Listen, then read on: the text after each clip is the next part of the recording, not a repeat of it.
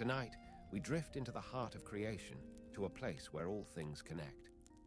There stands Yggdrasil, the world tree, its roots reaching deep into the wells of fate, its branches stretching high into the halls of the gods. Every realm, every being, every spark of life rests somewhere within its shade. To the Norse, it was not just a tree, it was the structure of existence itself. Beneath its roots, ancient wells flow with wisdom and destiny. Upon its branches, light gathers and worlds are born. Through its trunk moves the pulse of the universe, slow, steady, eternal. It holds Asgard and Midgard, the gods and the humans, the living and the dead. All are connected through it, as if the entire cosmos were one breathing, growing life. Before we begin, what are you doing tonight to help yourself fall asleep? Maybe listening to a story, some music, or just resting in the quiet for a while. Tell me in the comments, and if these calm stories help you unwind, don't forget to subscribe, so we can keep exploring more myths together each night. Before there were realms, before the sky had stretched across the world or the sea had learned its rhythm, there was only the great tree, Yggdrasil. It was said to stand at the very center of all existence, where time folded over itself and creation found its balance. The Norse believed it to be more than a symbol. It was the structure that held everything together, the gods in Asgard, the mortals in Midgard, the frost and flame that slept in distant lands. Every breath, every life, every fate, all rooted in its trunk and branches. The tree was not planted, nor was it born. It simply was, eternal and self-sustaining, its roots older than memory, its branches growing into realms even the gods could not see. To the people who whispered its name, Yggdrasil was the spine of the universe, the living pillar that held the weight of all that existed. They believed that the sky itself was woven through its uppermost limbs, that the clouds clung to its branches, and that stars were caught in its leaves like silver fruit. Its roots reached far below, deeper than any god or giant had ever ventured. Some said they touched the oldest waters. Others said they wound through layers of worlds until they met the void that had existed before creation. To stand beneath it, they said, was to stand between the seen and the unseen, between life and what lay beyond it. The roots held the memory of everything that had ever been, even before the first man or god had spoken. The name Yggdrasil carries many meanings. Some call it Odin's horse, for it is tied to the old tale of the Allfather hanging upon its boughs in search of wisdom. Others say it means the terrible steed, a title that reflects both reverence and fear, for the tree was not gentle. It was vast, unstoppable, both life-giving and unyielding. To look upon it was to feel small, and to understand that all life hung by threads woven through its bark. The roots of Yggdrasil were said to grow in 3 directions, each touching a different realm. One reached into Asgard, the home of the gods, where it drew strength from divine order and light. Another descended into Jotunheim, land of the giants, where it fed upon the raw power of chaos and old magic. The last reached down into Niflheim, deep and cold, where it drank from the well of Yggdrasil, the source of all rivers and the heart of the underworld. Each root carried something vital. From Asgard came order and thought, from Jotunheim, change and challenge, from Niflheim, the memory of beginnings. Without one, the others could not endure. It was this balance that made Yggdrasil the center of everything, not because it ruled, but because it connected. It bound the living and the dead, the light and the dark, the gods and the forgotten. It was said that if Yggdrasil ever fell, the worlds themselves would unravel like old thread in water. Around its roots, the earth was never still. The wells that nourished it were living forces of their own, each carrying the essence of existence. At one root lay Urd's well, the well of fate, tended by the Norns, the weavers of destiny. At another rested Mimir's well, the spring of wisdom, guarded by the ancient being who drank from it each day and remembered all that ever was.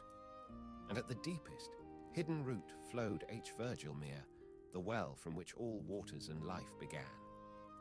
The gods often said that the tree drank from these sources as a human drinks from the veins of the earth, and in return, it gave life back to all that depended upon it. The sound of Yggdrasil's roots was said to echo through the realms. To the gods, it was like the heartbeat of the cosmos, steady, vast, eternal. To mortals, it was softer, like the sound of wind through forest leaves. It reminded them that they too were part of a greater pattern, branches reaching upward, roots buried in something they could not see. The poets spoke of how the tree's sap flowed like starlight, and how its bark shimmered in colors unseen by human eyes. The gods themselves were bound to the tree. Odin often walked beneath its branches, tracing the paths that led between realms. It was beneath Yggdrasil that he had discovered the runes, the symbols of knowledge that connected thought to power. He had hung himself upon its boughs for 9 days and 9 nights, wounded by his own spear, to peer into the secrets of life and death. From that sacrifice, the world gained understanding, the gift of language, of craft, of story. Thus, Yggdrasil was not only the tree of life, but also the tree of learning. Every realm in Norse cosmology was connected to Yggdrasil in some way. Asgard, home of the gods, was said to rest upon its highest branches, surrounded by light and order. Midgard, the world of men, hung lower, enclosed within the strength of its middle trunk. Far below, deep in shadow, the cold roots touched Helheim, the land of the dead. Between them flowed unseen paths, the bridges of thought, spirit, and dream. To travel through them was to move not through distance, but through understanding. In the stories told by firelight, Yggdrasil was alive, not in the way of trees, but as something aware. It was said to sigh when storms tore through the realms, to tremble when great events shifted the fate of gods or men. When wars were fought in Asgard, its leaves shivered. When men dreamed in Midgard, its roots grew warm. When souls passed into Helheim, its branches dipped, carrying their memory into the stillness of the roots. It did not choose or judge. It simply bore witness, holding all life within its endless reach. But even something eternal carries the marks of time. The roots of Yggdrasil were strong, yet not untouched. Beneath them, creatures gnawed unseen but ever-present forces that symbolized decay and renewal. Some said they were serpents or dragons, others that they were the embodiment of time itself, slowly wearing away the old to make room for the new. Yet, no matter how deep they bit, the tree endured. For every part that weakened, another grew stronger. In its persistence, Yggdrasil reflected the truth of all creation, that to live is to endure both growth and loss. The Norse saw the great tree not only as a cosmic symbol, but as a mirror of themselves. Just as Yggdrasil reached between worlds, so too did they reach between the divine and the mortal, the seen and the unseen. Its roots reminded them of where they came from. Its branches reminded them of what they could become. The balance between the two was fragile, and they knew that one day even Yggdrasil would tremble when the end came, when the stars fell, and the gods faced their final battle. But until that time, it would stand, vast and unwavering, the living bridge between all things. Even now, the image of Yggdrasil endures in art, in stories, in the quiet sense that life itself is part of something larger. Its roots still stretch across time, binding the past to the present, and the present to what waits beyond. To imagine, it is to imagine connection, to see the world not as separate pieces, but as one great living whole. And as the old storytellers said, when the wind moves through the trees, it carries a faint echo of Yggdrasil's breath, the whisper that reminds all things of where they came from and what still holds them together. Beneath the vastness of Yggdrasil's trunk, where the roots twisted through shadow and light, the oldest secrets of creation slept. The gods often said that what the branches showed, the roots remembered. And so they spoke of them in quiet tones, not as wood and earth, but as veins through which all life flowed. Each root was a path, each well a heartbeat, each drop of its water a memory of what had been and what would come. The first and deepest of these roots reached into Niflheim, where the well of Yggdrasil rested. It was not a place of light, but of endless depth, where countless rivers were born. From its cold waters flowed all the currents that wound through the realms, the rivers that fed Midgard, the streams that whispered through Helheim, the unseen waters that cooled the roots of the earth. Within Yggdrasil's endless churn dwelled Nidhogg, the dragon who gnawed at the lowest root. He was ancient, born of chaos and necessity. His teeth were not weapons of malice but instruments of time, for even the roots of creation must feel the touch of decay. He fed upon the wood and drank the waters of the well, his endless hunger reminding the gods that nothing, not even Yggdrasil, could remain untouched. The poet said that his movements sent ripples through all existence, that when Nidhogg stirred, storms rose in Midgard and shadows lengthened in Asgard. Yet, though he gnawed without rest, the tree endured. For every splinter that fell, new roots grew deeper, stronger, farther.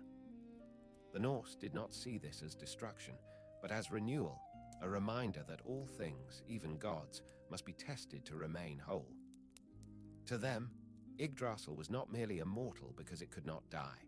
It was immortal because it could continue through change. Above Yggdrasil's dark waters lay another root, one that reached into the realm of the giants, Jotunheim. Here flowed Mimir's well, the spring of wisdom. It shimmered with a light that was not of fire or sun, but of understanding itself. Its waters were deep and silent, reflecting not the world as it was, but as it might be. The being who guarded it, Mimir, was said to drink from it each day, gaining knowledge beyond measure. He saw the past and the future, the patterns that wove them together, and the spaces between where fate still whispered undecided. When Odin, the All-Father, sought wisdom beyond what even gods could bear, he came to this place. He offered one of his eyes to drink from the well, a sacrifice to see not with sight but with knowing.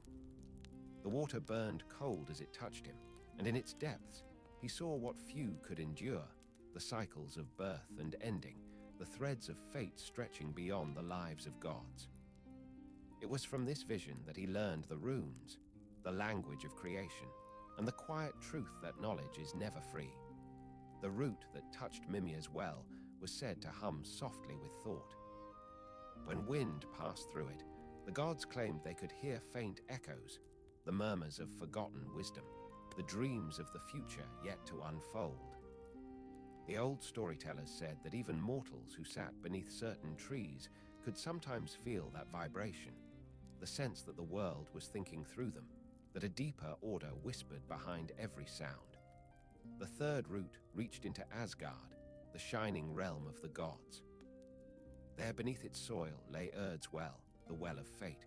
Its waters were clear as glass, deep as memory, and beside it dwelled the Norns, Urd, Verdandi, and Skuld. They were not gods, nor were they bound by them. They were older than the Aesir and wiser than time itself. Each day they drew water from the well and poured it over the roots of Yggdrasil so that it might live. The Norns were the keepers of destiny. Urd was the past, the one who remembered all beginnings. Verdandi was the present, shaping the living moment. Skuld was the future, silent and watchful, carrying what was yet to come.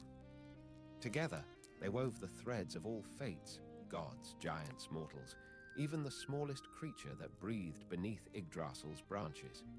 No one escaped their weaving, not even Odin, who could see but not alter their work. They sat beneath the roots, spinning their threads across the surface of the water. Each thread glimmered with its own color and sound, stretching from one realm to another. When they worked, silence fell across the worlds. The wind stilled, the leaves ceased to rustle, and even the stars seemed to pause. For in those moments, fate itself was being written anew. The gods often came to the Norns, seeking to know what lay ahead. Sometimes they were given visions, other times only silence. For fate was not a map to be followed, but a pattern to be accepted. The Norns' task was not to control, but to maintain the balance, to ensure that life continued as it must through birth, growth, decay, and renewal. They tended to Yggdrasil as they tended to destiny, ensuring that both remained in harmony. It was said that the dew which fell from Yggdrasil's branches each dawn became honeyed drops of life, feeding the bees and small creatures that lived within Midgard. The moisture that gathered along its roots became the mists that rolled through the 9 realms, connecting one world to the next. Nothing that touched Yggdrasil was wasted. Every drop, every whisper, every leaf carried purpose. The tree's roots were more than the foundation of existence. They were the story of how all things held together. The waters of Virgilmere gave endurance. The wisdom of Mimir gave understanding. The flow of Erd's well gave meaning. Without them, even the gods would wither, for their strength came not from themselves, but from what Yggdrasil bound them to, the endless cycle that turned beneath their feet. In the oldest tales, they say the roots of Yggdrasil hum softly at night, like the deep breathing of the universe. Travelers who rested beneath trees claimed to hear faint sounds rising through the soil, the echo of rivers that never end, the whisper of fate still being woven, the sigh of a wisdom too vast to be spoken aloud. The wise called it the dream of Yggdrasil, a reminder that all beings are only part of a greater thought. The gods, for all their power, treated the tree with reverence. Even Thor, mightiest of them, lowered his voice when he walked among its roots. For they knew that though they ruled the heavens, they were still bound to the tree's rhythm. Their victories, their fates, their endings, all flowed through it like veins beneath skin. And though the roots lay hidden, their presence could be felt everywhere. When storms struck, it was said the tree trembled, its roots tightening around the wells. When peace returned, its hum softened, like the calm breath of the world asleep. Even the smallest seedling in Midgard was believed to carry a reflection of Yggdrasil within it, a reminder that the roots of the cosmos and the roots of life were one and the same. For in the end, Yggdrasil's roots were not just beneath the worlds, they were beneath everything that breathes, everything that grows, everything that dreams. To live was to draw from them, and to die was to return to their soil. The cycle was endless, and through it, the tree endured, silent, vast, eternal. At the base of Yggdrasil, where the light of the upper worlds faded into a soft, eternal twilight, there flowed 3 sacred wells. They were older than the gods, deeper than the sea, and clearer than the memory of the first dawn. The Norse said that the roots of the great tree drank from these wells, and through them, all existence was sustained. They were not merely bodies of water. They were the very essence of time, wisdom, and renewal. Each well had its own realm, its own keeper, its own meaning. Together, they formed the unseen heart of the universe, a rhythm that pulsed through the veins of Yggdrasil and into every living thing. The gods drew their strength from these waters, as mortals drew breath from air. When the branches of the world trembled, it was to these wells the gods turned for guidance, for in their depths lay the reflection of all that was, and all that would ever be. The first and highest of the 3 was Erd's well, the well of fate. It lay beneath the root that reached into Asgard, home of the gods. Around it grew soft grass that never withered, watered each day by the 3 sisters known as the Norns, Erd, Verdandi, and Skuld. They were the weavers of destiny, shaping the course of every being's life with threads spun from the waters of the well. The gods themselves would gather by Erd's well each day. There they held council, discussed the balance of the realms, and listened to the murmur of the Norns' voices. The air around the well was quiet and bright, filled with the scent of eternal spring. The Norns worked without rest, dipping their silver bowls into the water, pouring it gently over Yggdrasil's roots so that the great tree would remain strong. It was said that the waters of Erd's well were unlike any other. They shimmered with light, even in darkness, for they carried the reflection of fate itself. To gaze into them was to see all possibilities at once, past, present, and future flowing together in one unbroken stream. Yet no god dared look too long. Even Odin, who had hung from Yggdrasil to gain wisdom, would not stare deeply into its surface, for the sight could drown the mind in truths it was never meant to hold. The Norns were older than time and separate from the will of the gods. Erd, the eldest, was the keeper of memory. Her hands held the stories of what had been, and her gaze could pierce the layers of the past like light through water. Verdandi, the present, was the heartbeat of the moment, swift, alive, ever-changing. Skuld, the youngest, was the keeper of what must come. Her face was veiled, her silence deep. She did not speak of futures, only wrote them into thread. The three sisters worked in harmony, never resting, never faltering. When they drew water from the well, droplets scattered through the air like dew, falling upon the earth below. It was said that these drops became the blessings and curses that shape all lives, love and loss, joy and sorrow, growth and decay. Each was necessary. Each was part of the weaving. From the waters of Erd's well, destiny flowed upward into the branches of Yggdrasil, spreading through the realms like invisible wind.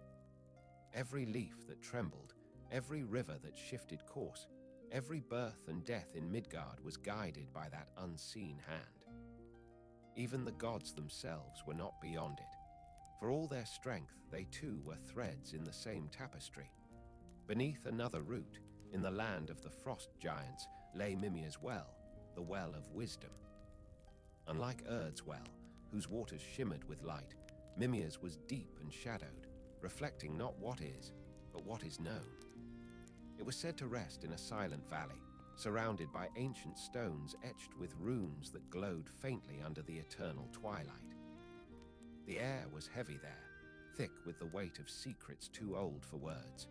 The keeper of this well was Mimir, one of the oldest beings in creation. He was not god nor giant, but something between, a guardian of knowledge itself. His well was filled not with water alone, but with thought. The reflections upon its surface moved like living memories, whispering of events long forgotten and those yet to unfold. To drink from it was to taste eternity, to see beyond the boundaries of one's own mind. But such knowledge came at a price. When Odin came to Mimir's well, seeking understanding beyond all others, he was asked for an offering, not gold, not blood, but something far greater, one of his eyes. Without hesitation, Odin plucked it from his own face and dropped it into the water. The well accepted the sacrifice, and from that moment, one of Odin's eyes saw the world as mortals did, while the other saw into the hidden truth beneath all things. The wisdom he gained did not grant peace. Knowledge, the Skald said, is both gift and burden. Odin saw the patterns that wove through time, the rising and falling of ages, the birth and death of gods. He learned of Ragnarok, the end of all things, and yet he did not despair. For to know the end is not to stop it, but to understand one's place within it. That was the lesson of Mimir's well. The waters of Mimir's well were said to hum softly when stirred, as though remembering the thoughts of those who had gazed within it. The gods sometimes came to its edge, seeking counsel, but few dared to drink. Even a single sip could change the course of a life, for wisdom reveals not only truth, but also what must be endured because of it. From the surface of the well rose faint mists that drifted upward, curling around the roots of Yggdrasil like slow-moving breath. Some said those mists carried the thoughts of the universe itself, questions, dreams, and the fragments of all that had ever been learned. They flowed through the veins of the tree, seeding awareness into the worlds. To the Norse, even the act of thinking, of wondering, was sacred, a reflection of Mimir's gift to all living minds. The third well lay far below the others, at the lowest and coldest root of Yggdrasil, Virgilmere, the well of primordial waters. It was said to exist within the heart of Niflheim, where frost and mist never lived, and where the breath of creation first began. Unlike the others, it was not tended by any god or guardian. It existed beyond care, beyond change, an eternal churning source from which all rivers were born. Its waters were vast and ceaseless, flowing outward in streams that touched every realm. They carried both life and decay, both birth and ending, for all cycles begin and end in the same place. The poets described it as the breath beneath all breaths, the rhythm that beats unseen beneath the surface of the world. And there, within its depths, dwelled Nidhogg, the dragon that gnawed upon the lowest root. His body was long as rivers, his scales black as ancient shadow. He drank from the well and tore at the root, and yet without him creation could not renew. For through his hunger decay returned to the waters, feeding new growth above. The Norse saw no evil in him, only necessity. The three wells of fate, of wisdom, and of origin formed the foundation of all existence. One held memory, one held understanding, one held the pulse of creation itself. Together they fed Yggdrasil, and through it, every world, every being, every spark of life. In every age, their waters still flowed. Some said that when rivers shimmer at dawn, when springs glimmer beneath the moon, those are echoes of the wells beneath Yggdrasil, the eternal reminders that life, fate, and knowledge are all drawn from the same roots. The three wells beneath Yggdrasil were more than sacred springs. They were the foundations of existence itself. Everything that lived, moved, or dreamed drew from them, even if unknowingly. To the Norse mind, they were not distant myths but living presences, the unseen rivers that ran beneath every heartbeat and thought. And though their waters never mixed, they were bound by the same rhythm, the steady breath of the great tree above, whose roots reached into their depths. The gods often said that the sound of life itself was the whisper of the three wells together. The murmur of Urd's well was soft and measured, like the weaving of cloth. The hum of Mimir's well was low and resonant, like distant thunder hidden in thought. And the roar of Virgilmere was endless and deep, like the sea remembering its birth. Together, they formed the symphony of the cosmos, fate, wisdom, and origin, each giving the others meaning. At Urd's well, the Norns continued their daily tending, shaping the pattern of existence with unerring calm. The gods came often, walking the long golden paths from Asgard to the sacred grove where the well shimmered beneath the tree's shadow. There they watched as the Norns drew water and poured it over Yggdrasil's roots, ensuring the world's endurance. The water, when it touched the wood, turned to frost and then to light, strengthening the great tree against time and decay. The Norns' weaving was never random. The threads they spun had purpose, some long and radiant, others short and dim. Each thread was a life, a moment, a decision. Some intertwined, some broke, some were woven anew. The gods often asked the Norns why they wove joy beside sorrow, why love was so often paired with loss. The sisters never answered directly. They only said, "No thread can shine without shadow beside it." It was by Urd's well that even Odin found humility. Though he was lord of wisdom and the runes, he would sit quietly as the Norns worked, knowing that even he could not change what they had written. His power came from understanding, not control. He knew that the tree's strength depended on its roots, and that the roots depended on the waters of fate. When the Norns finished their work each day, they would dip their fingers into the well and trace runes upon Yggdrasil's bark. These markings were invisible to mortal eyes, but they shaped the flow of destiny itself. Some said that when thunder rolled or the earth trembled, it was because the runes had been rewritten, that fate had shifted its course, like the turn of a river in spring. Far below, in the dim lands of Jotunheim, Mimir's well gleamed beneath ancient stone. Though it rested in the realm of the giants, even they dared not disturb it. The air around it shimmered faintly, as if charged with unseen thought. Mimir himself sat beside it in silence, his eyes closed as though listening to something beyond sound. Some said he could hear the dreams of Yggdrasil, that he knew what the tree remembered, what it mourned, and what it hoped. Odin would visit Mimir often, traveling alone across the realms, leaving even his ravens behind. He would kneel at the edge of the well and ask questions that only gods could form. What lies beyond the twilight of the world? How long does memory last after death?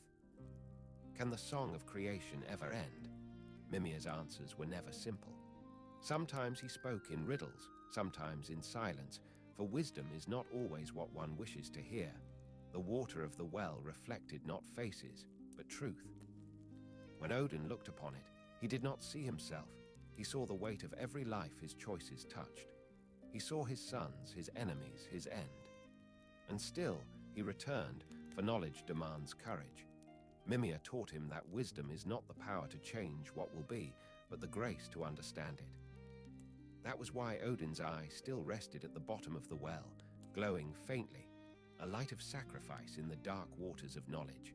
Sometimes, when the moonlight passed through Yggdrasil's roots, it touched Mimir's well and turned its surface to silver. In those moments, it was said that the well whispered through the tree, sending visions through its trunk and branches to the Norns above, to the gods in Asgard, even to mortals who dreamed deeply. A fisherman at sea might glimpse the shape of coming storms. A poet might wake with a verse already written. A mother might feel a memory of her child's future laughter. All these were echoes of the well, fragments of the world's great thought, reaching outward. In Niflheim, at the lowest root, Yggdrasil continued its eternal churning. It was not peaceful like the others. It was raw and restless, a place of constant motion. Its waters boiled with unseen energy, feeding the endless rivers that ran through the 9 realms. Around it coiled the dragon Nidhogg, his body black as the space between stars. He tore at the roots, not out of malice but instinct, for his hunger was part of the balance. When Nidhogg drank, the water darkened. When he gnawed, the roots bled sap that shimmered like starlight. Yet, no matter how deeply he bit, Yggdrasil endured. The old storytellers said that for every piece Nidhogg consumed, new growth sprang elsewhere unseen. It was a reminder that destruction and creation are the same breath, one feeding the other as winter feeds spring. The dragon was not alone. Around Yggdrasil crawled countless serpents and shadows, creatures born from the first mists of the world. They whispered to one another, speaking in the language of decay and time. Though the gods feared this place, they did not despise it. For without the darkness of Yggdrasil, there could be no life above. Its waters, heavy with memory and death, rose again through Yggdrasil's roots, purified by the wells above. In that endless cycle, the universe sustained itself. The 3 wells worked together as parts of one living system. Yggdrasil gave life, Mimir gave understanding, and Erd gave meaning. Creation flowed upward through them, from origin to knowledge to destiny. The Norse believed that this cycle was mirrored in all things. A child's birth, a warrior's courage, a dying ember's glow. Everything moved in that pattern. To be alive was to be part of the water's journey to rise, to fall, to rise again. When storms raged through the skies or earthquakes shook the earth, the gods said Yggdrasil was shifting, drawing new strength from its wells. The roots groaned, the waters surged, and fate trembled. But when calm returned, the tree stood stronger, its bark shining faintly in the light of the stars it held between its leaves. Even now, when rain falls upon the earth, it is said to be the breath of the wells returning to the surface, the voice of Yggdrasil's roots speaking softly to those who listen. Every drop carries a trace of the 3 springs, fate, wisdom, and creation, flowing together in the endless rhythm that keeps all things alive. And though ages have passed since the gods last gathered at Erd's well, the waters still flow, unseen beneath the worlds. They carry every prayer, every thought, every ending, and every beginning. For as long as they endure, the great tree stands, the bridge between all realms, the axis of all life, nourished forever by the 3 wells beneath its roots. Beneath the roots of Yggdrasil, where the soil glowed faintly with the reflection of unseen stars, there was a place where even gods walked softly. This was the realm of the Norns, Erd, Verdandi, and Skuld, the 3 who wove the pattern of all existence. Their dwelling lay beside the well of fate, where time did not move as it did above. Here, Past, present, and future lived as one continuous breath, and the air shimmered with quiet inevitability. Every dawn, the Norns rose before even the sun stirred in Asgard. They moved in silence, their white garments flowing like mist over the roots. Erd, the eldest, carried a bowl of water from the well, its surface reflecting memories of everything that had ever been. Verdandi followed with a silver ladle, dipping it into the pool of the present, drawing from its living motion. Skuld came last, her eyes veiled, holding a strand of untouched thread, the future waiting to be woven. Together, they poured the waters over the roots of Yggdrasil. The drops slid down the bark and vanished into the earth, feeding the tree that held all worlds within its reach. The water turned to light as it touched the roots, glowing faintly before fading, the living symbol of time nourishing existence. The Norns spoke no words as they worked, for language could not contain what they shaped. When their task was done, they sat at the edge of the well. Between them stretched a great loom, invisible to mortal eyes, yet its vibration could be felt through every realm. The threads they wove were not of cloth but of destiny, each strand a life, each knot a moment of choice, each pattern a story still unfolding. Erd began with memory. Her hands moved slowly, selecting threads that shimmered with the light of things long past. The songs of heroes, the prayers of mothers, the laughter of children whose names had been forgotten. She placed them carefully upon the loom, weaving the foundation of what was. Verdandi took over next. Her movements were swift and fluid, like rivers in spring.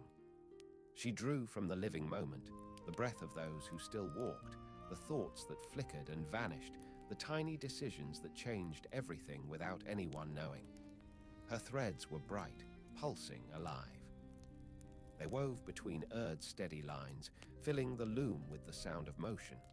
Finally came Skuld. She worked in silence, her face half hidden in shadow. Her hands moved with precision, adding threads that no one could see clearly. They shimmered faintly, like stars seen through fog, their colors shifting beyond comprehension. Some threads she tied to others, some she left loose, waiting for time to decide their path. What she saw as she worked, no one knew, not even the other Norns. The tapestry grew endlessly. It stretched through Yggdrasil's roots, up its trunk, across its branches, and into the very air of the 9 realms. Every being, from gods and giants to mortals and beasts, was part of its design. Their choices added new threads, their deaths completed old ones. Even the smallest creature, even the quietest thought, had a place within it.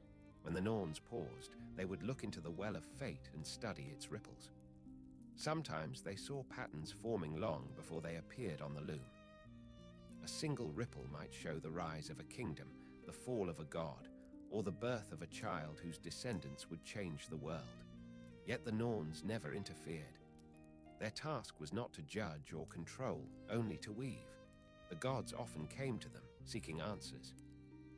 Odin, most of all, would kneel at the edge of the well and ask, "What do the threads say of the days to come?" The Norns would not lie, but neither would they speak plainly. Sometimes Erd would smile and say, "The past has already answered that."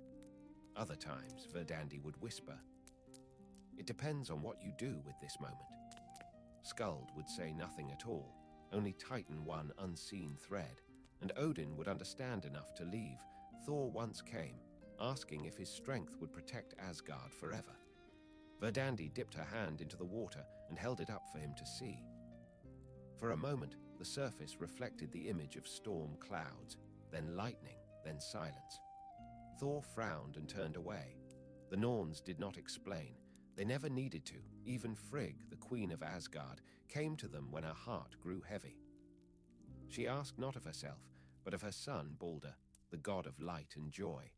The Norns looked into the well together. The surface rippled, and they saw both radiance and shadow. "Some fates cannot be undone," said Erd. "Even love cannot unweave what has already begun." Frigg left with tears in her eyes, and the Norns returned to their work, knowing the pattern had already been decided. Mortals rarely saw the Norns, yet they felt their presence everywhere. When a child was born, the Norns were said to visit, dipping their fingers into the well and touching the newborn's forehead, tracing the shape of its future in water that shimmered like moonlight. When someone died, it was because their thread had reached its end, cut cleanly by Skuld's silent hand. To live was to move along one's thread. To die was to return to the loom. The Norns were neither cruel nor kind. They were balance itself, impartial as time, patient as the turning of the seasons. They wove sorrow beside joy, death beside birth, war beside peace, for each gave the other meaning. The gods sometimes resented them for this, for even divine power bowed before the tapestry's order. But the Norns never argued. Their purpose was older than worship. At times, when the wind blew across Yggdrasil's branches, the faint hum of the loom could be heard through the worlds. Farmers said it was the whisper of the Norns at work. Sailors swore that when the sea was calm, they could hear threads being drawn tight beneath the waves. Even in the hearts of kings, when they paused in thought, it was said that the Norns' song stirred, a quiet reminder that no one stands outside fate's weaving. The well of fate glowed softly beside them, its light rising through the mists like dawn beneath the roots. The waters reflected the three women's faces, one old and wise, one vibrant and alive, one calm and unreadable. Together they formed the whole of time, each essential to the other. Without Erd, there would be no foundation. Without Verdandi, no motion. Without Skuld, no purpose. Sometimes, in rare moments, even the Norns rested. They would sit beside the well and listen to the rustling of Yggdrasil's roots, the low murmur of water, and the distant sigh of the worlds above. The tree spoke to them in its own way, through tremors, through stillness, through the rhythm of its sap flowing upward. It did not ask questions, and they did not answer. Between them existed only understanding. To mortals, the Norns were mystery. To the gods, they were inevitability. To Yggdrasil, they were its caretakers, the ones who kept time flowing, life cycling, and destiny unfolding. Theirs was not a power of thunder or flame, but of patience. They did not rule the worlds, they sustained them, one thread, one breath, one drop of water at a time. And as long as the Norns sat beside the well of fate, the tree would live, and through it, so too would all things that dwell in the shadow and light of Yggdrasil. Beneath the living roots of Yggdrasil, the Norns continued their endless task. They did not tire, nor did they age. Time, to them, was neither forward nor backward. It was a river that flowed in all directions, circling itself without end. The air around them was still and heavy with meaning, the kind of silence that holds more life than sound. Every movement of their hands, every drop of water from the well of fate sustained the rhythm of existence. The loom before them stretched farther than any mortal eye could see. Its threads shimmered faintly, alive with motion and memory. Each one pulsed with its own hue, gold for joy, silver for wisdom, dark grey for sorrow, crimson for courage, and countless other shades that blended and shifted with every choice made in the realms above. The loom's vibration filled the air with a low hum, the steady heartbeat of the cosmos. Their weaving was neither hurried nor slow. It moved like the pulse of the earth, balanced and certain. The threads of gods and mortals were woven side by side, indistinguishable from one another in their complexity. No life was too small to matter. Even the briefest spark of existence, a bird's flight, a drop of rain, a moment of kindness, had a place within the pattern. Every thread, no matter how faint, strengthened the design. The roots of Yggdrasil absorbed the light from the well of fate and carried it upward. Through this flow, the worlds above were nourished. Asgard's golden halls, Midgard's meadows, the dark caverns of Niflheim. All drew their strength from this quiet work beneath the surface. The Norns never saw the worlds they sustained, yet they felt their movements like ripples in the well. When joy spread among mortals, the threads glowed softly. When sorrow deepened, the loom darkened for a time before finding balance once more. No wind reached this place, and yet the air shifted with unseen motion. Sometimes, the waters of the well stirred without reason. In those moments, a great event was being written: the fall of a kingdom, the birth of a new god, the beginning of a war, or the end of an age. The Norns never hesitated when these tremors came. Their hands continued to weave, for all endings were part of the same eternal design. In the depths of the well, the past and the future met and blended until they became indistinguishable. The Norns saw it all at once: every dawn, every dusk, every life, every ending layered together in harmony. Their eyes were calm, their hands sure. They did not question what they saw, for they understood that everything had its moment of rising and its moment of return. Fate was not a chain but a cycle. To resist, it was to forget that all things exist only through balance. The gods above often felt the touch of the Norns' work without ever witnessing it. When a hero found courage in despair, when a kingdom fell so that peace might grow elsewhere, when a child was born on a night when the stars burned brighter than before, all of these were ripples from the well. The Norns did not choose who would rise or fall. They only ensured that the pattern remained whole. There were times when the loom trembled, its light flickering like a heartbeat under strain. Those were the moments when the fabric of fate tightened, when destiny drew close to its turning point.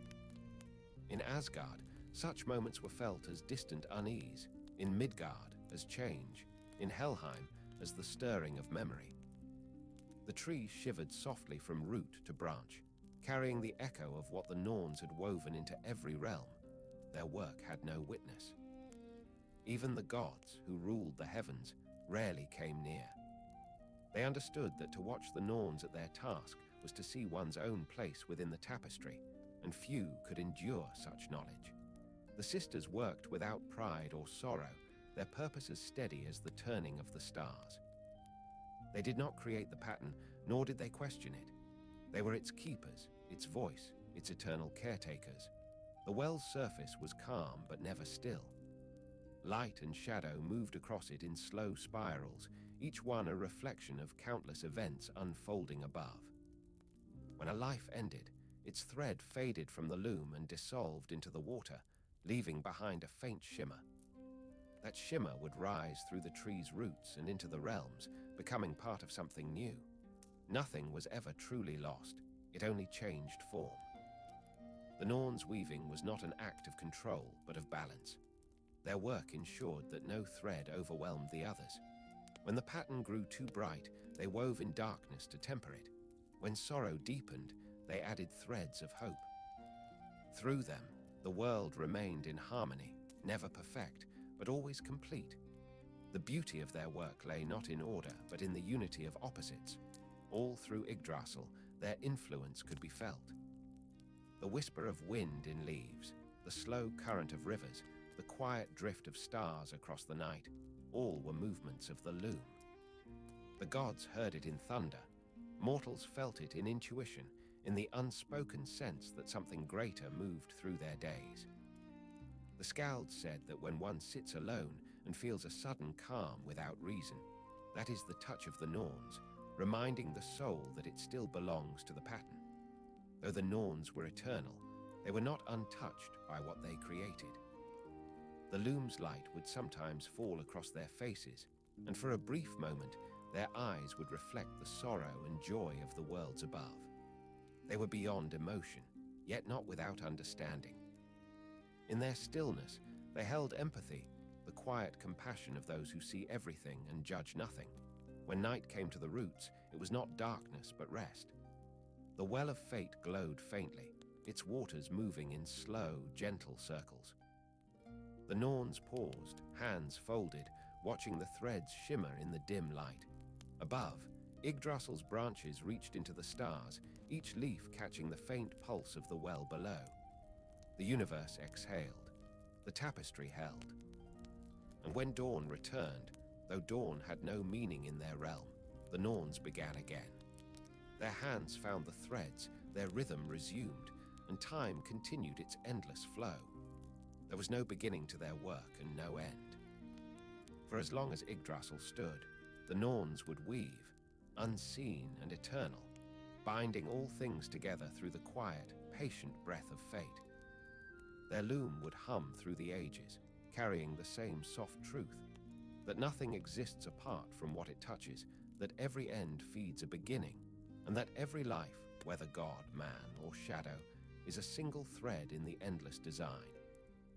And so, beneath the roots of the world tree, the Norns continued, silent and tireless. The well of fate shimmered at their side, and the worlds above went on dreaming, never realizing that their every heartbeat echoed the steady rhythm of the weavers beneath the earth. Yggdrasil was more than a tree. It was a living cosmos, and within its endless branches and roots dwelled beings as ancient and varied as creation itself.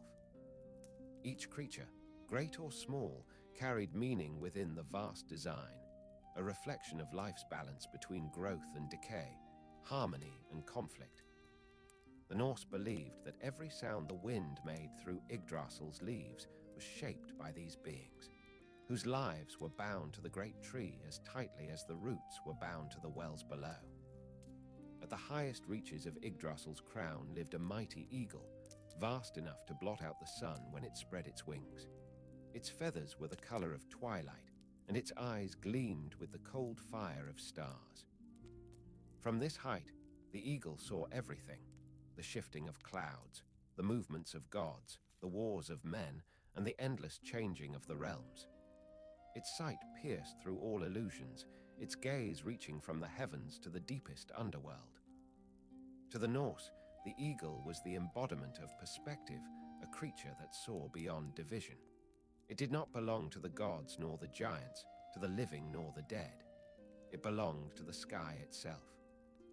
They said the flapping of its wings sent winds across the 9 realms, carrying the whispers of fate from Asgard to Midgard, from Alfheim to Helheim.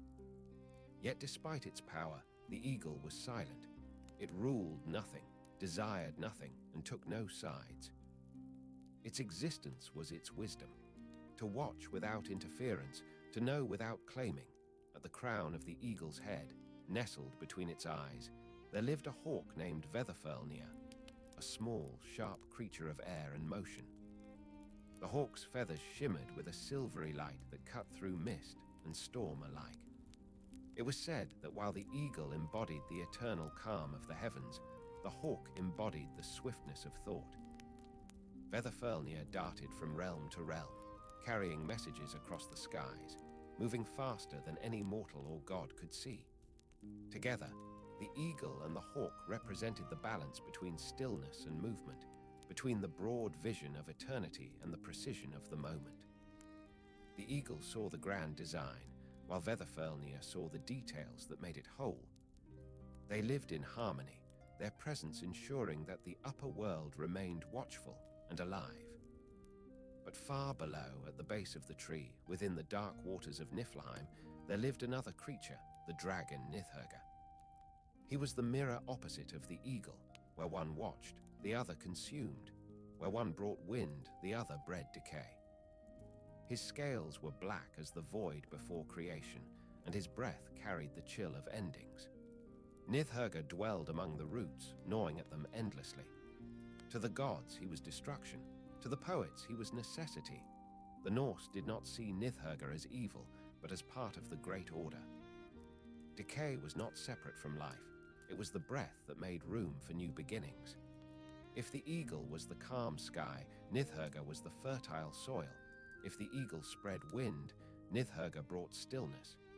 His hunger ensured that Yggdrasil remained alive, renewing itself through struggle. Without him, the tree would have become stagnant, its roots too rigid to sustain the living flow. The dragon's movements were slow and ceaseless.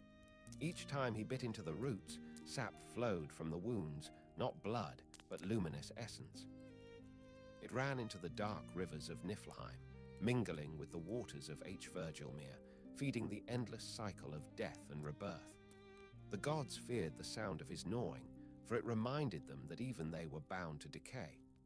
Yet none dared destroy him. They knew that to strike at Nithhögr was to strike at life's own foundation. Between the eagle above and the dragon below ran an unlikely messenger, a squirrel named Ratatoskr. Small and quick, he scurried up and down the length of Yggdrasil, carrying words from crown to root. He was a creature of endless chatter, his tongue sharp and tireless. The old tales say that he bore messages, or more often insults, between the eagle and the dragon, feeding their eternal tension. Ratatoska's path was endless. He climbed through bark and leaf, raced along branches that stretched across realms, and descended into darkness where the roots met the wells. His fur glowed faintly in the dim light of the tree, and his eyes gleamed with mischief. Some said he was a troublemaker, delighting in stirring discord. Others believed he served a deeper purpose, keeping the balance between the forces of creation and destruction alive through conflict and motion. To the Norse, Ratatoska was the embodiment of communication itself, the movement of thought, rumor, and connection that binds all beings. His words were not always kind, but they kept the great cycle turning. Even the gods, who dismissed him as a nuisance, understood that silence could be as dangerous as war. Through Ratatoska, the upper and lower worlds remained aware of one another, never in harmony, but never entirely apart. Within the branches of Yggdrasil, countless smaller creatures made their homes. Stags grazed upon its leaves, their antlers gleaming like carved ivory. 4 were often named in the old songs: Dane, Dvalin, Dunire, and Durathra. They wandered through the upper boughs, feeding on the sacred foliage. Their presence kept the branches from growing wild, pruning the excess, keeping the balance between growth and decay. Each stag represented a force of the natural world. Dane, whose name meant the dead one, was said to embody stillness, the quiet of winter and the hush of sleep. Dvalin, the sleeper, represented renewal, the rest that follows labor. Dunire, thundering in the ear, symbolized strength, the booming vitality of storms and struggle. Durathra, thriving door, was the spirit of endurance, of growth that follows hardship. Together, they moved through the branches like the seasons, each one taking its turn to guide the tree's breath. Their hooves made no sound, yet the marks they left glowed faintly on the bark, small traces of light that spread upward like veins. These marks were said to be the runes of renewal, the natural rhythm of Yggdrasil made visible. When the stags grazed, the leaves they consumed fell as golden dust, carried by the wind into the realms below. This dust was said to be the source of all healing herbs, scattered by the breath of the world tree. Other, smaller beings lived within the cracks of the bark and the hollows of the roots, unseen spirits of wood and air, whispering between the leaves. The Skalds called them Yggdrasil, tiny life-bringers, the silent attendants of Yggdrasil's great body. They were neither gods nor mortals, but something in between, the smallest reflections of creation's endless imagination. In this living ecosystem, no creature existed without purpose. The eagle and hawk watched, the squirrel carried, the dragon consumed, the stags renewed, and the tiny spirits tended to the unseen. Together, they formed the rhythm of Yggdrasil, the same rhythm found in all existence. The Norse saw in them the lessons of balance, that wisdom requires decay, that creation needs motion, and that even conflict can preserve harmony when held in balance. Thus, the world tree was not silent.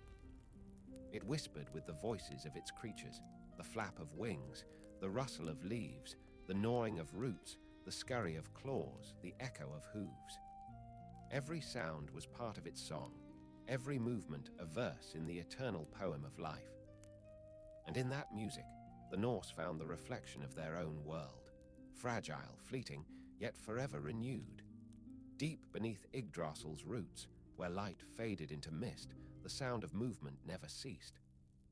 The roots were alive, vast arteries pulsing with the flow of life, connecting the 9 realms through layers of shadow and silence. Here, the creatures of the world tree moved unseen, bound together by purpose, though they never spoke nor met. Every rustle, every tremor, every echo of claw or wing was part of an unseen harmony. At the very base of the tree, where the root touched Niflheim's frost, Nidhöggr continued his endless work. His scales glistened in the dim light that seeped through the layers of earth and mist, and his breath came out in slow curls of vapor. His eyes burned faintly with the cold light of decay, not hatred, but hunger, the pure, steady rhythm of breaking down what had grown too rigid. Each bite he took from the roots of Yggdrasil was both destruction and renewal. The sap that leaked from the wounds shimmered like molten gold, flowing into the rivers that fed the well of H. Virgilmere. Nidhögg's task was eternal. He did not question nor rest. His hunger was a form of balance, a reminder that even the greatest creation must yield to change. The gods feared his gnawing as they feared time, for both carried the truth that nothing endures unaltered. Yet without his presence, the tree would choke on its own abundance. Decay fed the soil. Endings cleared the path for beginnings. The dragon's shadow, though feared, was as sacred as the tree's light.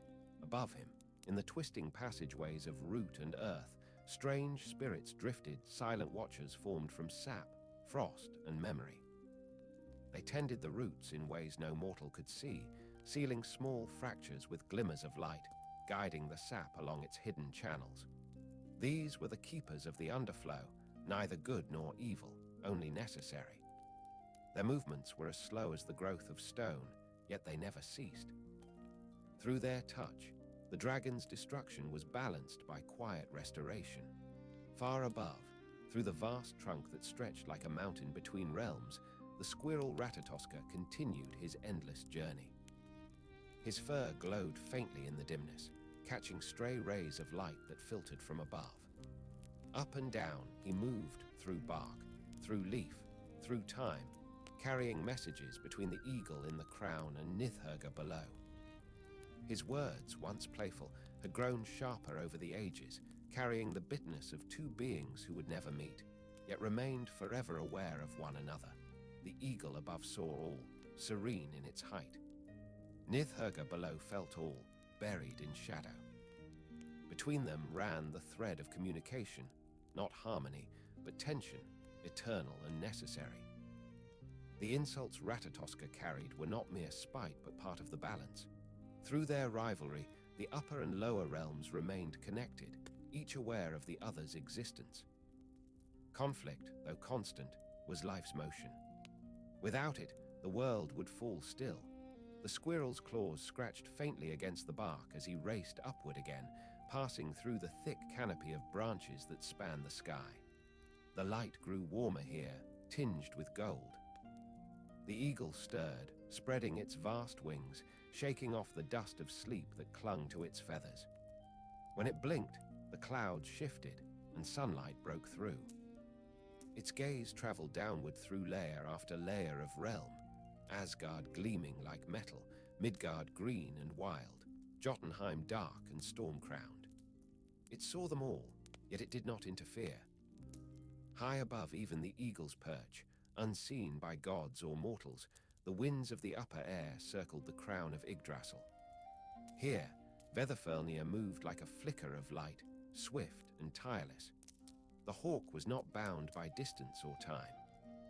When the eagle's great wings stirred the air, Veðurfellnir rode the current, vanishing into the clouds and returning again, bringing with it the sense of all worlds, ash, ocean, snow, and fire. In its flight was the memory of freedom itself, the breath that tied all realms to the sky. Beneath the canopy, the stags continued their slow movement through the branches. Dane, Dvalin, Duneyr, and Durathra.